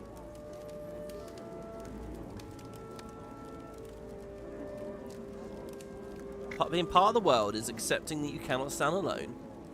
It is enough that the ward is joining the fight this time. They know the Scepter has a bloody history. They don't want that repeated. I've gone ferocious with a lot of these. What does that say about me?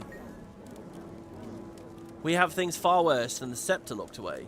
If they are afraid of it, I doubt they are ready to learn the real truth of the world. Oh, tell them that! Stand in the middle of the room and tell them that. Let's just worry about the Scepter for now. I don't disagree with caution. Maybe they have that thing. The risk is critical from in this dire quest. moments, but I will abide by their decision. Historically, if the ward needed to take action, we simply took it. I must wait now. I don't want to regret this. Okie dokie. I wish I could have spoken to Stoic Alder at any point. I don't know whether I think he's a bit dim, just standing around looking, or quiet and contemplative, you know. Which is the vibe I would like to give to the world, but I can't in a Let's Play. I have to open my mouth and reveal my stupidity. There we go. The last delegate has returned to their podium. It is time. All in favor of utilizing the Scepter of Ore to combat the Titan threat, say yay. And those who oppose, preferring the commander return to Janthir to conduct further research, nay. We're all so shy. I'll start. Nay. Nay. Yay. Yay. Good job. Affirm nay. Oh, you fools. Nay. Grisha. Yay. Nay. Dude, that was amazing. Okay, let's count them. I loved that. That was so fast. And that was like, okay, so hold on, no.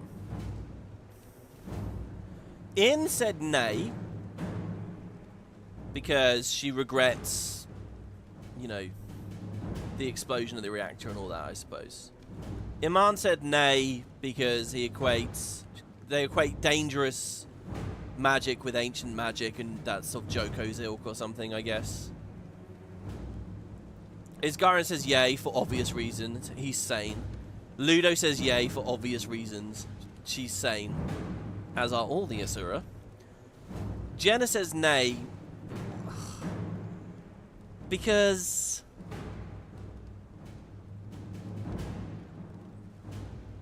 I really don't get her motivation that well. Kreesha says nay, and Malice is surprised by this fact. And why does Kreesha say nay? I can't remember in my little chat with her. Why was Kreesha disinterested? Scotty says yay, and Bram just stands aside, even though he disapproves. Or disapproved. Good on you, Scotty. And Dagonet says nay.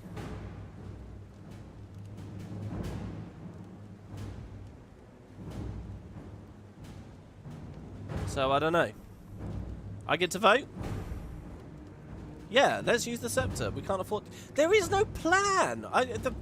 I really like this, but I just think it should be a vote between two plans, not a vote between an idea and pussyfooting based on vague misgivings. No. Yay. And we will not be using the scepter. Oh, I didn't even count. More research is critical before we make such a call. And when we do need the scepter, are we voting again? We very well might, Counselor. For now, we are investigating the threat. If more action is needed, we will approach that. My vote didn't even matter. Imperator Malice, Cape, and the Commander will return to Janthir with Stoic Alder immediately. Learn all you're able. Stoic Alder, do your people have a secure route into the Isles? If Iskarin is correct... And I am. Then we should expect the worst. At least one Titan has returned to Tyria. I've sent scouts to map the ruins before. We can approach from the south, take the river inland, and establish camps. These things threaten my home, my son. My spear will aid this I like alliance. he didn't even get a platform to Adjourned. speak when it's his home. I was saying all this time talking about Kreiter. It's him that's suffering, really, and we didn't even let him speak. Yeah, my vote was a formality. To be honest, maybe it should be a formality. Like that message said, should the commander really even have a vote in this stuff? I mean, we know yes, but do the populations know yes? I mean, not necessarily. Okay, optionally, I can discuss voting with the delegates. But the end of the instance is out there. Alright, yeah, I want to speak with the delegates. Iman. Any strong feelings about the vote, you two? I'm happy with the result. When we're dealing with gods, or creatures that pretend to be gods, caution must be observed. Maybe they want us to make the obvious choice. There's no way to know until we do our research. It's certainly not my place. I'm just the royal messenger to the Dominion's great house, after all. Okay, alright. I take back my Just criticism the royal messenger. She is very modest.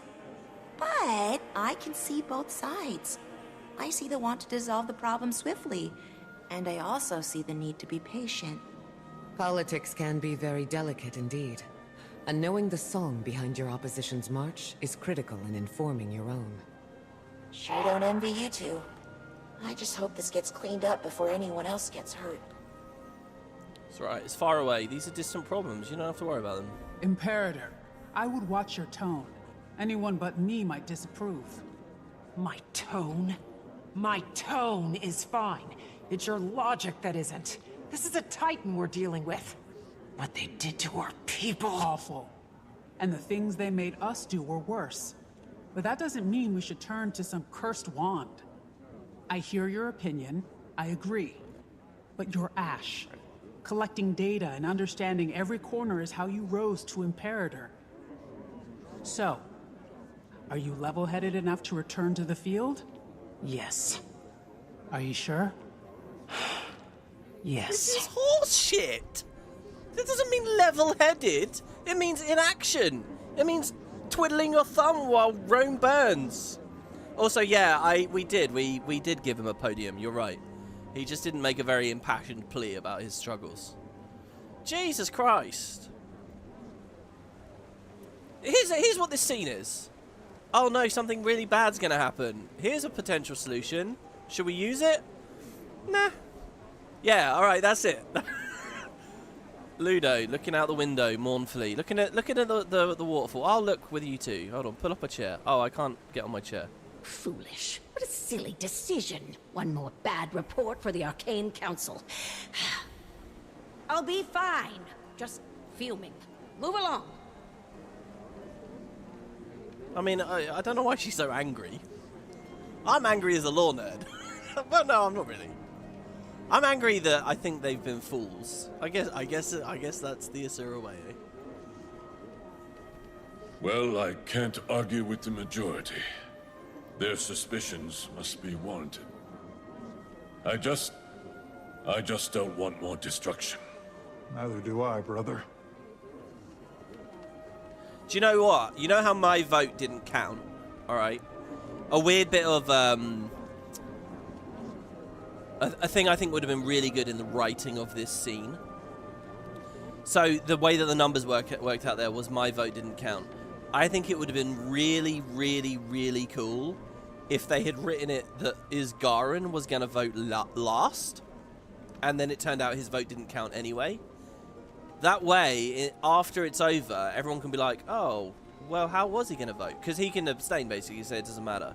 And he can not tip his hand, and that continues to leave him in this weird position of, like, what would he have done if he was overruled, you know? Or he'll vote, but he'll just vote with what was already yes anyway. I think that would have been quite interesting if they had structured the scene that way. What do you think, Keith? What was it like? Horrifying. We've faced many threats, big ones, but this time felt different. I don't want to catastrophize and call it an omen, but this creature escaping or entering from the mists is a scary concept. You're I think you should catastrophize. Things that used to be rare suddenly feel like a routine season. Yeah, I think that they're too slow and relaxed. It's not just that I like the Scepter of Ore. Genuinely, you can replace that with anything. It doesn't really matter. It's just going to be an artifact that does shiny shit, right? It doesn't matter. I just think this was a really foolish, like, because there was no alternative, you know? You can say, oh, we were going to study. We were going to watch and wait and see. Yeah, give it a chance to wreak real havoc and damage. You know? It feels too slow and too passive. And the reasoning for shutting down a good plan seems almost empty. I wouldn't have advised that call, my queen. A concrete I think plan, there's a better sorry. option. A smarter option. It's good you're not her advisor, then. Oh yeah, This is why meow, I don't fight. keep both of you on my shoulder at the same time. Agree to disagree, Lady Livia. You are welcome to express your opinion, but I do not share it. They act like the Titans are super bad, but the heroes of old fought literal waves of them. Well, that's true for the Massart as well, though, and the game gives the Massart real reverence. And the Seers as well. The Seers actually are the only thing in both games that are very rare. There's only a couple, literally like 3 Seers in Guild Wars 1. And so they're very, very rare. But you got to remember, this is game mechanics, you know. Just because you go through the game mechanics, you end up killing 150 Titans in one mission. It's not necessarily how the story wants you to feel or what, you know. I think they're doing the right thing, making these things out to be really big and scary. Isgarin, must I remind you that we are trying to prove a point in our participation here? If we weren't in this alliance, the Titans would be taken care of. Yes. That the Astral War does not make quick decisions. We think things through. And you don't know that. Yeah, maybe he has thought it through. We have so few members now. The Spire may be irreparable. And you are tired. Oh, that's cool news. We all need each other. Tyria isn't safe from the mists anymore. That's really good. The quick mention of the World Spire. I actually think that's the first mention of the World Spire in this entire expansion. I've talked about it quite a few times. But that's the first time they've mentioned it, and they've done it knowingly that hopefully everyone just knows what they're talking about there. But yeah, that's the other story here, really.